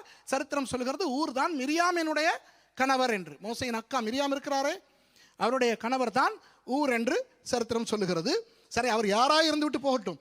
இவர்கள் அப்போ மோசையினுடைய கை ரொம்ப நேரம் தூக்கி கொண்டிருக்க முடியாது அல்லவா? அப்படி தளரும் போது அமலேக்கியர்கள் வெல்லுகிறார்கள், இஸ்ரவேலர்கள் தோல்வி அடைகிறார்கள். மோசையின் கையை தூக்கும் பொழுது இஸ்ரவேலர்கள் ஜெயிக்கிறார்கள், அமலேக்கியர்கள் தோல்வி அடைகிறார்கள். உடனே அடுத்து என்ன நடக்கிறது பாருங்கள். ஒரு கல்லை கொண்டு வந்து கீழே வைத்து வாசிங்க. மோசேயின் கைகள் அசந்து போயிட்டு, அப்பொழுது அவர்கள் ஒரு கல்லை கொண்டு வந்து அவன் கீழே வைத்தார்கள். அதன் மேல் உட்கார்ந்தான். ஆரோனும் ஊரும் ஒருவன் ஒரு பக்கத்திலும் ஒருவன் மறுபக்கத்திலும் இருந்து அவன் கைகளை தாங்கினார்கள். இவ்விதமாய் அவன் கைகள் சூரியன் அஸ்தமிக்கும் வரைக்கும் ஒரே நிலையாயிருந்தது. ஜோசுவா அமலேக்கை அவன் ஜனங்களையும் பட்டிய கருக்கினாலே முறியடித்தான். பாருங்கள் என்ன அழகாக இந்த 13வது வசனம் சொல்லுகிறது. தேவனுடைய வல்லமை வெளிப்படுகிறது. ஆமென். தேவனுடைய வல்லமையால் தான் அந்த வெற்றி வருகிறது, யோசுவாவின் திறமையினால் அல்ல. அதை புரிந்து கொள்ள வேண்டும். இதை நான் உங்களுக்கு உறுதிப்படுத்த போகிறேன் இன்னும் கொஞ்சம் நேரத்திலே. மோசே தேவனுடைய கோலை பிடித்திருக்கின்ற கையை உயர்த்தும் பொழுதுதான் அவர்களுக்கு வெற்றி வருகிறது. ஆனால் இந்த 13ஆம் வசனம் என்ன சொல்லுகிறது? யோசுவா அமலேக்கையும் அவன் ஜனங்களையும் பட்டய கருக்கினாலே முறியடித்தான் என்று. ஏன் மோசே என்று வரவில்லை? புரியுதா? மோசே என்று வரவில்லை. ஏன்? மோசே ஆவிக்குரிய பாதுகாப்பை தான் கொடுத்தார். ஆவிக்குரிய ஸ்பிரிச்சுவல் கவரிங், ஆவிக்குரிய போர்வை, ஆவிக்குரிய மூடுகை, ஆவிக்குரிய அபிஷேகம் கிடைத்தது. ஆனால் களத்திலே இருந்து போராடின போராளி யார்? யோசுவா. கவனிங்கள், நீங்கள் சுவிசேஷம் அறிவிக்க போகும் பொழுது அறிவிக்க போகிற குழு ஒரு சேனையாய் போகிறது. அந்த குழு போய் சுவிசேஷத்தை அறிவிக்க வேண்டுமென்றால் பின்னாலே இருந்து ஒரு ஆவிக்குரிய சக்தி செயல்பட வேண்டும். ஜெபத்தில் தாங்குகிற ஒரு ஜெப கூட்டம் இருக்க வேண்டும். யோசுவாக்கள் களத்திலே போகும் பொழுது மோசேக்கள், ஆரோன்கள், ஊர்கள் ஜெபத்திலே இருக்க வேண்டும். புரிகிறதா? அதுபோல நீங்கள் துண்டு பிரதிகள் கொடுப்பதற்கு போனால் கூட, நீங்கள் பிசாசு துரத்த போனால் கூட, நீங்கள் என்ன ஊழியத்துக்கு போனாலும் உங்கள் பின்னாலே இருந்து செயல்படுகின்ற ஒரு ஆவிக்குரிய சக்தி இருக்க வேண்டும். என்னை பற்றி ஒன்று சொல்லுகிறேன். பெல்வுட்டிலே, மவுண்ட் கார்மலிலே எத்தனையோ பாஸ்டர்மார் இருக்கிறார்கள். கர்த்தருக்கு ஸ்தோத்திரம். அந்த ஒவ்வொரு பாஸ்டர்மாரும் ஒவ்வொரு வித்தியாசமான தாளந்துகளை, திறமைகளை உடையவர்கள். அவர்களில் ஒரு சிலரை உங்களுக்கு தெரியும். பாஸ்டர் டேனி, பாஸ்டர் துஷார போன்றவர்கள் நல்ல ஆசிரியர்கள். அவர்கள் என்னை அழைக்கின்ற சில இடங்களுக்கு அவர்களை நான் அனுப்பும் பொழுது அவர்கள் போய் கற்றுக் கொடுத்து விட்டு வந்த பிறகு அந்த என்னை அழைத்தவர்கள் அதற்கு பிறகு என்னை அழைக்கிறார்களே இல்லை. எனக்கு அது சந்தோஷம், நிம்மதி. கொழும்பிலே ஒரு ஹோலி ட்ரினிட்டி சர்ச்சில் ஒரு ஒரு கேம்ப் நடந்தது. நான் பேச போயிருக்கிறேன். என்னோடு பாஸ்டர் துஷாரையும் பாஸ்டர் டேனியும் வந்திருக்கிறார்கள். வேனை விட்டு இறங்கினது மட்டும்தான் ஒரு பெரிய வாலிப கூட்டம், பெண்கள், ஆண்கள் வந்து பாஸ்டர் துஷாரையும் பாஸ்டர் டேனியையும் சூழ்ந்து கொண்டார்கள். சூழ்ந்து கொண்டு, பாஸ்டர் இப்படி பாஸ்டர் இங்கே வந்திருக்கிறீங்க. நான் வேனை விட்டு இறங்கி பார்க்குறேன், ஒரு பயலுக்கு என்னையே தெரியுதில்லை. சரியா? அப்போ நான் எக்ஸ்கியூஸ் மீ என்று இந்த வாலிபர்களை தள்ளிக்கொண்டு போகும்போது அவர்கள் எப்படி என்னை பார்த்தார்கள் தெரியுமா? அப்படியே நாங்கள் இந்த பெரிய பாஸ்டர்மாரோட பேசிக்கிட்டு இருக்கோம், எவனோ டிஸ்டர்ப் பண்ணுறான்னு இப்படி சுழித்து கொண்டு என்னை பார்த்தார்கள். அவர்களுக்கு என்னை தெரியவே இல்லை. ஏன்? பாஸ்டர் துஷார, பாஸ்டர் டேனி அந்த அளவு நன்றாக படித்து கொடுத்துட்டு வந்து விட்டார்கள். அப்படி உள்ளவர்கள் உண்டு. நான் கட்டுமையான ஒரு ஊழியக்காரன். கட்டுமை. ஐயோ, நான் மட்டும் இந்த சர்ச்சில் பாஸ்டராக இருந்தேன்னா நீங்கள் யாரும் இருக்க மாட்டீங்க. 9:30 மணிக்கு கேட்டையே மூடி விடுவேன். 9:31 ஒரு பயலும் சர்ச்சுக்குள்ளே வர முடியாது. சின்ன பிள்ளைகள் சர்ச்சுக்குள்ளே அழ முடியாது, சாப்பிட முடியாது. பிரசங்கத்தின் போதோ ஆராதனையின் போதோ எவனும் டாய்லெட் போக முடியாது. இன்னும் நான் கொலை மாத்திரம் செய்யவில்லை, மற்றபடி அவ்வளவு பயங்கரவாதி நான். அப்படி ஒரு பயங்கரவாதியால் ஒரு சபையை கொண்டு நடத்த முடியாது. அரவணைப்பு, ஆதரவு தேவை. அதற்குத்தான் பாஸ்டர் ராஜா. நான் வெட்டுவேன், பாஸ்டர் ராஜா ஆற்றுவார். நான் துரத்துவேன், பாஸ்டர் ராஜா அழைத்து வருவார். அப்படி ஒரு பாஸ்டர். அப்புறம் மீடியாவுக்கு என்ற ஒரு சில பாஸ்டர்மார் இருக்கிறார்கள். இப்படி வித்தியாசமான பாஸ்டர்மார் 14-15 பாஸ்டர்மார் எனக்கு இருக்கிறார்கள். ஆனால் ஒரு பாஸ்டர் இருக்கிறார். அவரை கேமராவிலே காணவே மாட்டோம். அவருடைய பெயர் முனசிங்க, சிங்கள பாஸ்டர். அவர் முன்பு இராணுவத்தில் பணியாற்றியவர். அவருடைய ஊழியம் என்ன தெரியுமா? ஜெப ஊழியம். அவர் தான் ஜெபம் பாஸ்டர். நான் இலங்கையிலிருந்து புறப்படும் பொழுது கடைசி உணவை அவர் உணவருந்துவார். இனி அவர் உணவருந்துவது நான் இலங்கைக்கு திரும்பின பிறகுதான். நான் இலங்கைக்கு திரும்பின பிறகு, நான் ஜெபித்த பிறகுதான் அவருடைய உபவாசத்தை முடிப்பார். ஏன்? என்னை ஜெபத்தில் தாங்குகிற அந்த மோசே, ஆரோன், ஊர், அந்த சக்தி, அந்த பாஸ்டர். விளங்குதா உங்களுக்கு? ஆனால் அவரை கேமராவுக்கு தெரியும். இங்கே பாருங்க, மோசே வென்றதாக வேதம் சொல்லவில்லை. யார் வென்றாராம்? யோசுவா. புரியுதா உங்களுக்கு? இப்போ எல்லாருக்கும் பாஸ்டர் சுரேஷை தான் தெரியும். ஓ, பாஸ்டர் சுரேஷ் அப்படி, பாஸ்டர் சுரேஷ் இப்படி. கொஞ்சம் பெறுங்கள். நான் ஒரு சொற்பொழிவாளன் அல்ல, நான் பட்டிமன்ற பேச்சாளர் அல்ல, நான் ஸ்டாண்ட் அப் கமெடியன் அல்ல. தேவனுடைய வார்த்தையை பேசுகிற ஒரு ஊழியக்காரன். எவ்வளவு அறிவு, எவ்வளவு அனுபவம், எவ்வளவு ஞானம் இருந்தும் வேலை இல்லை, பரிசுத்த ஆவியின் அபிஷேகம் இல்லாவிட்டால். அந்த ஆவிக்குரிய வல்லமை எனக்கு பின்னாலே இருந்து செயல்படுகின்ற அந்த சக்திகளை ஆண்டவர் கொடுத்திருக்கிறார். பாஸ்டர் முனசிங்கோடு சேர்ந்து 24 மணி நேரமும் 1 மணி நேரம் என்று ஜெபிக்கிற ஒரு ஜெப சங்கிலியே இருக்கிறது. எனக்காக எப்பொழுது பார்த்தாலும் எந்த நேரமும் ஜெபம் நடந்து கொண்டே இருக்கிறது. அந்த வல்லமையால் தான் நான் ஒரு யோசுவாவை போல வந்து முறியடித்துக் கொண்டிருக்கிறேன். புரிகிறதா? இது உங்களுக்கும் தேவை. நீங்கள் செய்யும் ஒவ்வொரு ஊழியத்துக்கும் பின்னால் தேவ வல்லமை தேவை. அறிவை வளர்த்துக் கொள்ளுங்கள், அறிவிலே ஊழியம் செய்ய முடியாது. திறமைகள் இருக்கட்டும், திறமையிலே ஊழியம் செய்ய முடியாது. தாளந்துகள் இருக்கட்டும், இசை தாளந்து, பாடுகிற தாளந்து, ஆனால் அவற்றால் ஊழியம் செய்ய முடியாது. என்ன இருந்தாலும் ஆவியின் வல்லமை வேண்டும். சரி, யோசுவா ஒரு பெரிய யுத்த வீரர், இருந்து விட்டு போகட்டுமே. ஆண்டவர் அவற்றை பயன்படுத்துவாரா இல்லையா? பயன்படுத்துவார். இதை நன்றாய் கேட்டுக்கொள்ளுங்கள். இன்றைக்கு நான் இதை முடிக்கிறேன். நீங்கள் வாசிங்கள் ஒரு வசனத்தை எனக்கு. என்னாகமம் 13:16. நாளைக்கு நாளை மறுதினம் இதை ஆழமாய் பார்ப்போம். சும்மா மேலோட்டமா இந்த வசனத்தை வாசிங்கள், பார்க்கலாம். தேசத்தை சுற்றி பார்க்கும்படி மோசே அனுப்பின மனிதரின் நாமங்கள் இவைகளே. நூனின் குமாரனாகிய ஓசேயாவுக்கு ஜோஷுவா என்று மோசே பெயரிட்டிருந்தான். நூனின் குமாரனாகிய, நூன் என்றால் பாம்பு என்று பார்த்து விட்டோம். இனி வரும் நாட்களிலே இவற்றை குறித்து விபரமாய் நான் சொல்லுவேன் சில விஷயங்கள். ஓசேயா, அவருடைய பெயர் என்ன? எல்லாரும் சொல்லுங்க. ஓசேயா. ஆனால் அவருக்கு மோசே யோசுவா என்று இந்த இடத்துல பேரிட்டார் என்று இருக்கிறதா, அல்லது பேரிட்டிருந்தார் என்று இருக்கிறதா? அப்படியானால் என்ன? கடந்த காலம். எப்பொழுது இது நடந்தது? இது நடந்தது அமலேக்கியரோடு யுத்தம் முடிந்த பிறகு. அந்த இடத்திலே எழுதவில்லை, ஆனால் இந்த இடத்திலே எழுதியிருக்கிறது பேரிட்டிருந்தான் என்று. உங்களுக்கு மொட்டையாய் வாசிக்கும் பொழுது விளங்காதபடினால் தான் நான் உங்களுக்கு சொல்லுகிறேன். இது சம்பவம் நடந்தது அமலேக்கியரோடு ரெவிதீமிலே நடந்த யுத்த வெற்றிக்கு பிறகு. ஏனென்று சொல்லவா? போவோமா மெகிலாவுக்கு மறுபடியும்? தால்முட் மெகிலா என்ன சொல்லுகிறது? தால்முட் பவிலி மெகிலா. இந்த ஓசேயா என்பவர் வருகிறாராம் மோசே இடத்துல வந்து, வென்றோம் வென்றோம், வெற்றி வெற்றி, எதிரி முறியடிந்தான் என்று சொன்னாராம். சொன்ன பொழுது மோசே சொன்னாராம், ஓசேயா வா, உன்னுடைய பெயரின் அர்த்தம் என்ன? ரட்சிப்பு அல்லது மீட்பு. ஓசேயா என்றால் என்ன? ரட்சிப்பு. ரட்சிப்பு என்றால் என்ன? காப்பாற்றப்படுதல், பாதுகாக்கப்படுதல், மீட்கப்படுதல். உன் பெயருக்கேற்ற விதத்திலே நடந்தது.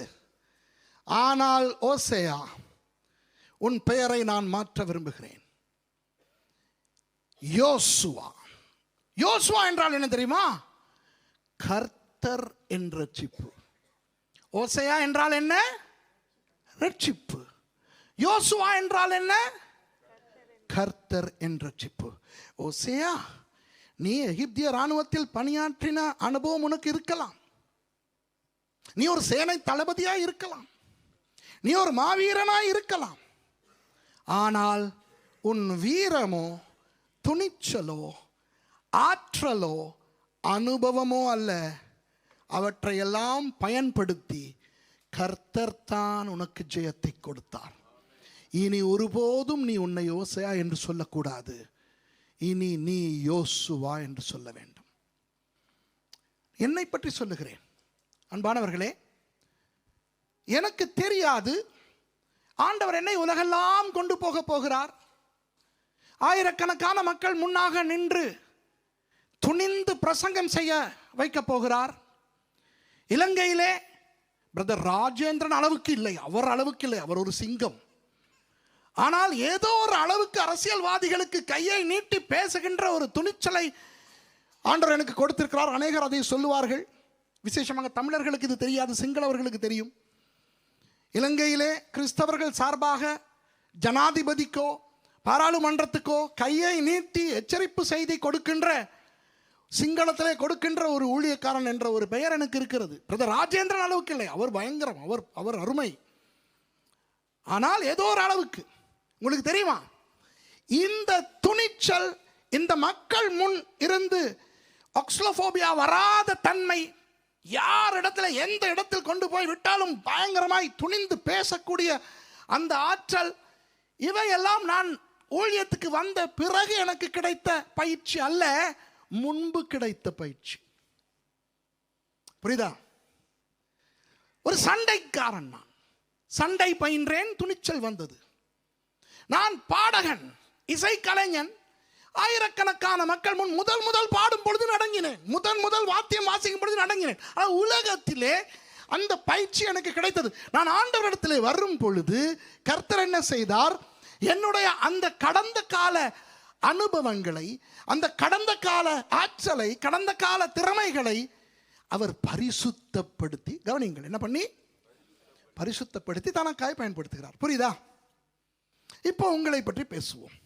ரட்சிக்கப்பட்ட நீங்கள் ஒரு நல்ல உத்தியோகம் பெறுகிறீர்கள் என்று வைத்துக் கொள்வோம்.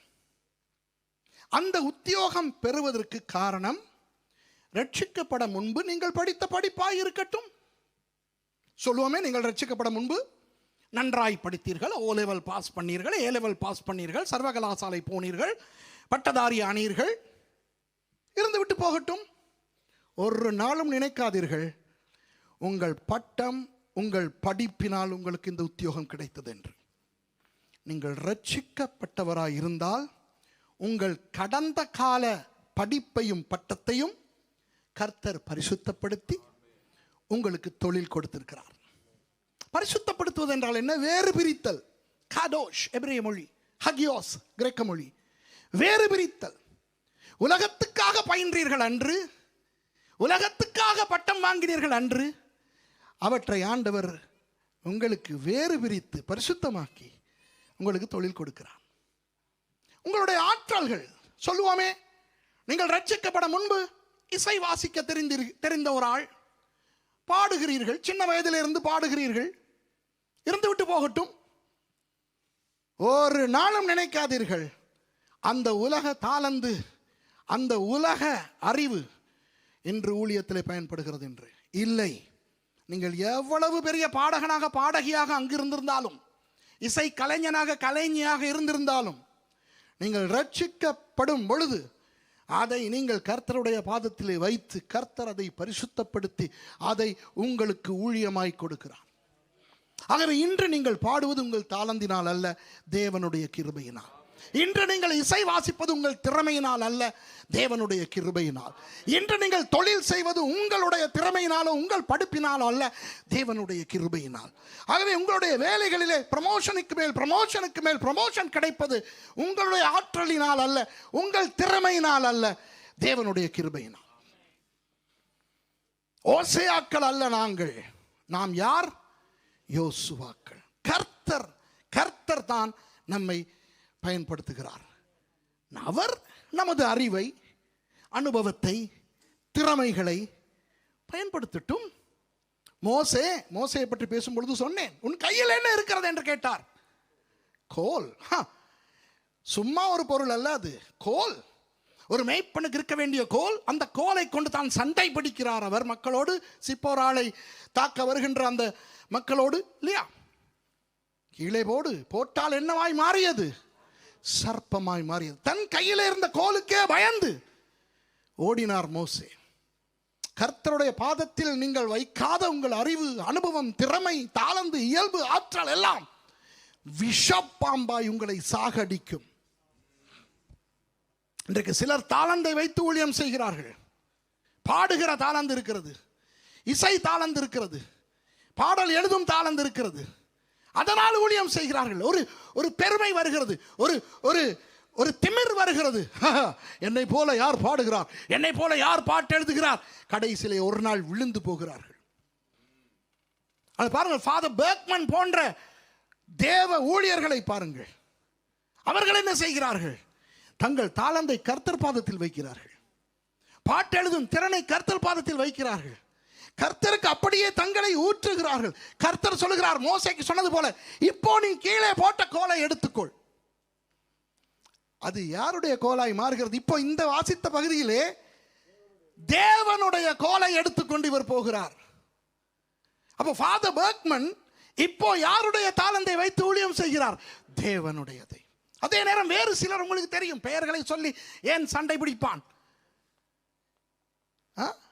காளான் முளைக்கிறது போல முளைக்கிறார்கள், சீடி விடுகிறார்கள், ஆட்டம் போடுகிறார்கள், புகை போடுகிறார்கள், நைட் லைட் போடுகிறார்கள், வாலிபர்களை ஏமாற்றுகிறார்கள், நயவஞ்சகர்களாக இருக்கிறார்கள். சிலர் சினிமா பாடல்களை ஆராதனையிலே பாடுகிறார்கள், தாளந்து என்று சொல்லி. கடைசியில் அவர்களும் நாசமாய் போய் தேவராஜ்யத்தையும் நாசமாக்குகிறார்கள்.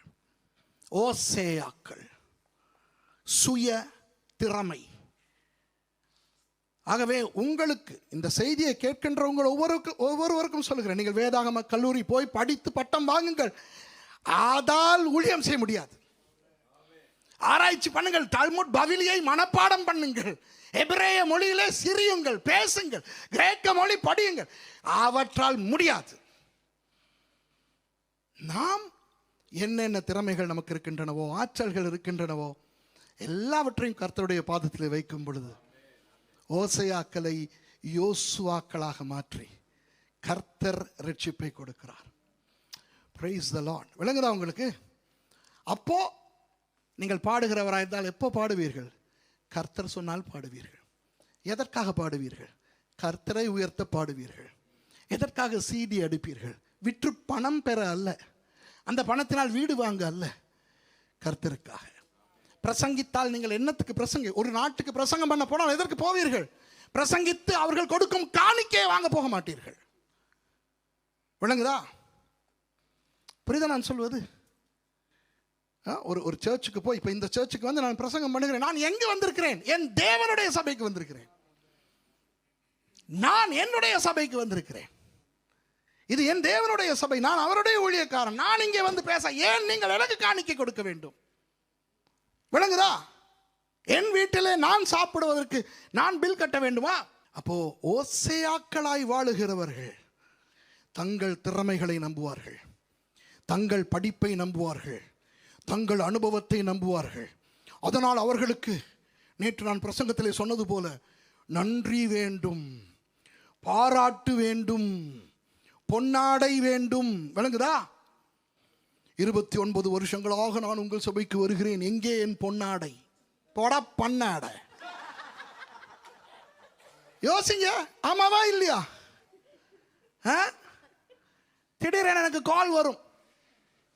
ஒரு முறை மலேசியாவில் இருக்கும்பொழுது எனக்கு வருது கால். ஐயோ, அந்த ஆக்கள்கிட்ட பேரெல்லாம் சொல்ல எனக்கு விருப்பம், சொல்ல மாட்டேன். பல வருடங்களுக்கு முன்னால், பாஸ்டர் சுரேஷ், நாங்கள் உங்களை கௌரவிக்க விரும்புகிறோம். ஏன்? பெரிய ஊழியக்காரன், உங்களுக்கெல்லாம் தெரியும். உங்களை நாங்கள் பிஷப் ஆக்க போகிறோம். ஏன்? இத்தனை வருடங்கள் நீங்கள் ஊழியம் செய்தீர்களே, உங்களை கனப்படுத்த போகிறோம். நான் கேட்டேன், நீங்க ஏன் என்னை கனப்படுத்தணும்? பிதாவே என்னை கனப்படுத்தி விட்டார். நீங்கள் கொடுக்கிற அந்த தாகோன் தொப்பியை போட்டுக்கொண்டு, அந்த கம்பை பிடித்துக்கொண்டு, பேராயர் சுரேஷ் ராமச்சந்திரன் என்று போவதற்கு நான் ஓசேயா அல்ல. விளங்குதா? யோசுவா. கர்த்தர் என்னை பயன்படுத்துகிறார். நான் அல்ல பேசுகிறேன், கர்த்தர் பேசுகிறார். நான் அல்ல பாடுகிறேன், கர்த்தர் பாடுகிறார். நான் அல்ல இசை வாசிக்கிறேன், கர்த்தர் வாசிக்கிறார். பாருங்க, அந்த பேரின் அர்த்தம் பார்த்தீங்களா? ஓசையா என்றால் அந்த செயல், ரட்சிப்பு. ஆனால் யோசுவா என்றால், யெகோஷுவா என்றால் கர்த்தர் என் அந்த செயல். விளங்குதா? அதுதான் இயேசு. அது தெரியுமா உங்களுக்கு? எபிரேய மொழியிலே யோசுவா என்று சொல்லுகிறோமே, அதுதான் புதிய ஏற்பாட்டிலே இயேசு. இயேசு தான் ரட்சிப்பு, இயேசு தான் எல்லாம். அந்த இயேசுவே இந்த உலகத்தின் ஒரு பெயரை அவர் எடுக்க ஆபிரகாம் என்று தெரிவு செய்யவில்லையே, மோசே என்ற பெயரை அவர் தெரிவு செய்யவில்லையே, ஆரோன் என்ற பெயரை அவர் தெரிவு செய்யவில்லை. எத்தனை ஜாம்பவான்கள், எலியா, எலிசா, ஏசாயா, எரேமியா, எசேக்கியேல், தானியேல், இந்த பெயர்களை அவர் எடுக்கவில்லை. யாருடைய பெயர் எடுக்கிறார்? யோசுவா. ஏன்? கர்த்தர் என் ரட்சிப்பு என்று வாழ்ந்து காட்டினவர் அவர். இயேசுவே நம் ரட்சிப்பு. ஆமென். விளங்குதா? ஆகவே தயவு செய்து பெருமைகளுக்கு இடம் கொடுக்காதீர்கள். நினைக்காதீர்கள் உங்கள் திறமையினால் நீங்கள் வேலை செய்கிறீர்கள் என்று. நீங்கள் பழகி பாஸ்டர் நந்தன் மாதிரி 85 தடவை ஃபெயில் ஆகி கடைசியிலே டிரைவிங் லைசன்ஸ் வாங்கி இருக்கலாம் இல்லையா? பாஸ்டர் நந்தனோட பட்ட பாடு நீங்கெல்லாம் அப்ப இல்லை. பாஸ்டர் பரம், நான் தான் டிரைவர், இங்க இருந்து பெங்களூருக்கு நான் தான் ஓட்டணும், நான் தான் ஓட்டிக்கிட்டு வந்து படிச்சு கொடுக்கணும். ஏன்? எப்போ பார்த்தாலும் fail fail fail fail. Pastor Nandan, உங்களுக்கு ஒரு விஷயம் தெரியுமா? அத்தனை தடவை நீங்கள் ஃபெயில் ஆகினீர்களே, கர்த்தர் தான் கடைசியிலே பாஸ் ஆகினீர்களே. யார் பாஸ் ஆகினது? கர்த்தர். விளங்குதா? பிள்ளைகள் படியுங்கள், சிரமப்பட்டு படியுங்கள், பரீட்சை எழுதுங்கள். கர்த்தர் பாசாக்குவார் என்று படிக்காமல் சோம்பேறியா இருந்துவிட்டு போய் அபிஷேகத்தில் அந்நிய பாஷை பேசிக்கொண்டு எழுத வேண்டாம். படியுங்கள். ஆனால் உங்களுக்கு அந்த பட்டம் வரும் பொழுது அது யார் கொடுக்கிறது? கர்த்தர். உழையுங்கள், கஷ்டப்பட்டு வேலை செய்யுங்கள். ஆனால் உங்களுக்கு வருகின்ற வருமானம் யார் கொடுக்கிறது? கர்த்தர். நான் உழைக்கிறேன், என் வருமானம். நான் வியாபாரம் செய்கிறேன், என் வருமானம், என் சம்பாத்தியம் என்று நினைக்கிறவன் ஓசேயா. நான் உழைப்பேன், கர்த்தர் கொடுத்த திறமையினால் உழைப்பேன். கர்த்தர் கொடுத்த உடம்பில், கர்த்தர் கொடுத்த மூக்கால் சுவாசித்து, கர்த்தர் கொடுத்த கால்களால் நடந்து, கர்த்தர் கொடுத்த கைகளால் வேலை செய்து நான் உழைத்தாலும் கர்த்தரே உழைக்கிறார். உங்கள் மூலம் உழைக்கிறவரும் கர்த்தர், உங்கள் மூலம் பட்டம் வாங்குவதும் கர்த்தர், உங்களை பயன்படுத்துகிறதும் கர்த்தர். கர்த்தர் கர்த்தர் கர்த்தர் கர்த்தர். ஆமென். அவ்வளவுதான். அப்போ உங்களை யாராவது பாராட்ட நினைத்தால் நீங்கள் என்ன சொல்வீர்கள்? நான் ஒன்றுமில்லையே, எனக்கு ஏன் பாராட்டு? விளங்குதா? பிஷப்பா? நான் ஏன் பிஷப்பாக? நான் ஊழியம் செய்கிறேன், பெரியவர் பிஷப் இயேசு கிறிஸ்துவா? நான் சரியானாகிய இயேசு கிறிஸ்து. அவரே பிஷப் இல்லை, அவருக்கு கீழே ஊழியம் செய்கிறவன் பிஷப். அவரே ரெவரண்ட் ஜீசஸ் கிரைஸ்ட் இல்லை, அவருக்கு கீழே ஊழியம் செய்கிறவன் ரெவரண்ட். அவரே டாக்டர் ஜீசஸ் கிரைஸ்ட் இல்லை. எங்கேயாவது பைபிளில் டாக்டர் ஜீசஸ் கிரைஸ்ட் எழுதியிருக்கா? அப்பொழுது பிலிப்பு ஜனங்களை நோக்கி, மக்களே, இப்பொழுது வணக்கத்துக்குரிய கலாநதி சங்கை பொருந்திய அப்போஸ்தலர் தீர்க்கதரிசி நசரேயனாகிய இயேசு ஐயா அவர்கள், அப்படி எங்கேயாவது இருக்கா? பிசாசே இயேசுவை பார்த்து என்ன சொல்லுது? நசரேயனாகிய இயேசுவே. ரெவரண்ட் டாக்டர் இயேசுவேன்னு சொல்லிச்சா? இல்லை. அவர் பெரியவரே, சும்மா இயேசு கிறிஸ்து. அவருக்கு கீழே ஊழியம் செய்கிறவருக்கு ஒரு பெரிய கம்பு, தாகோன் தொப்பி, ஒரு பெரிய அங்கி, அவருக்கு பேராயர் பட்டம், அப்போஸ்தலரா அவர் தீர்க்கதரிசி என்ற தெய்வமே. இயேசுவானவர் இவர்களுக்கு கீழே வந்து ஊழியம் செய்ய வேண்டும். ஏன்னா இவங்கெல்லாம் இயேசுவை விட பெரியவர்கள். ஓசேயாவை யோசுவாவாய் மாற்றினார். இன்றைக்கு இது போதும். ஆண்டவர் என்ன இன்றைக்கு நமக்கு சொல்லிக் கொடுக்கிறார்?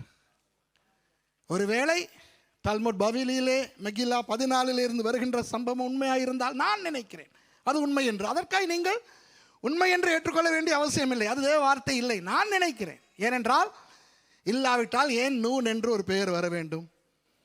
இல்லாவிட்டால் ஏன் மோசே அவருக்கு அந்த பதவியை கொடுக்க வேண்டும், அந்த பொறுப்பை கொடுக்க வேண்டும்? ஏன் அவர் மறுக்காமல் அதை திறமையாய் செய்ய வேண்டும்? நான் நினைக்கிறேன் அது உண்மை. அப்போ யோசுவா என்கிறவர் ஒரு கெட்ட பின்னணியிலிருந்து வந்தவர். ஆமாவா இல்லையா? ஒரு கெட்ட அப்பா. அப்படித்தான். அப்பா அந்த மெகிலாவிலே வருகிற சம்பவம் உண்மை என்றால் யோசுவா ஒரு கெட்ட அப்பாவுக்கு பிறந்தவர். ஆமாவா இல்லையா? ஒரு துரோகியின் மகன். ஆமாவா இல்லையா? அதே மனதில் வைத்துக் கொள்ளுங்கள். உங்களை பார்த்து யாராவது பாம்பின் பிள்ளை என்று சொன்னால் எப்படி இருக்கும்? ஆனால் இனி நான் நாளையிலிருந்து உங்களுக்கு சில விஷயங்கள் காட்டுவேன். எப்படிப்பட்ட நேரங்களிலே பாம்பின் மகன் என்று ஆண்டவர் சொல்லுகிறார் என்று பாருங்கள். அருமையான சில விஷயங்கள் காத்திருக்கின்றன. ஆசீர்வாதமாக இருக்கா உங்களுக்கு? Praise the Lord. நாளை சந்திப்போம். எழுந்து ஜெபம் செய்து முடிப்போம்.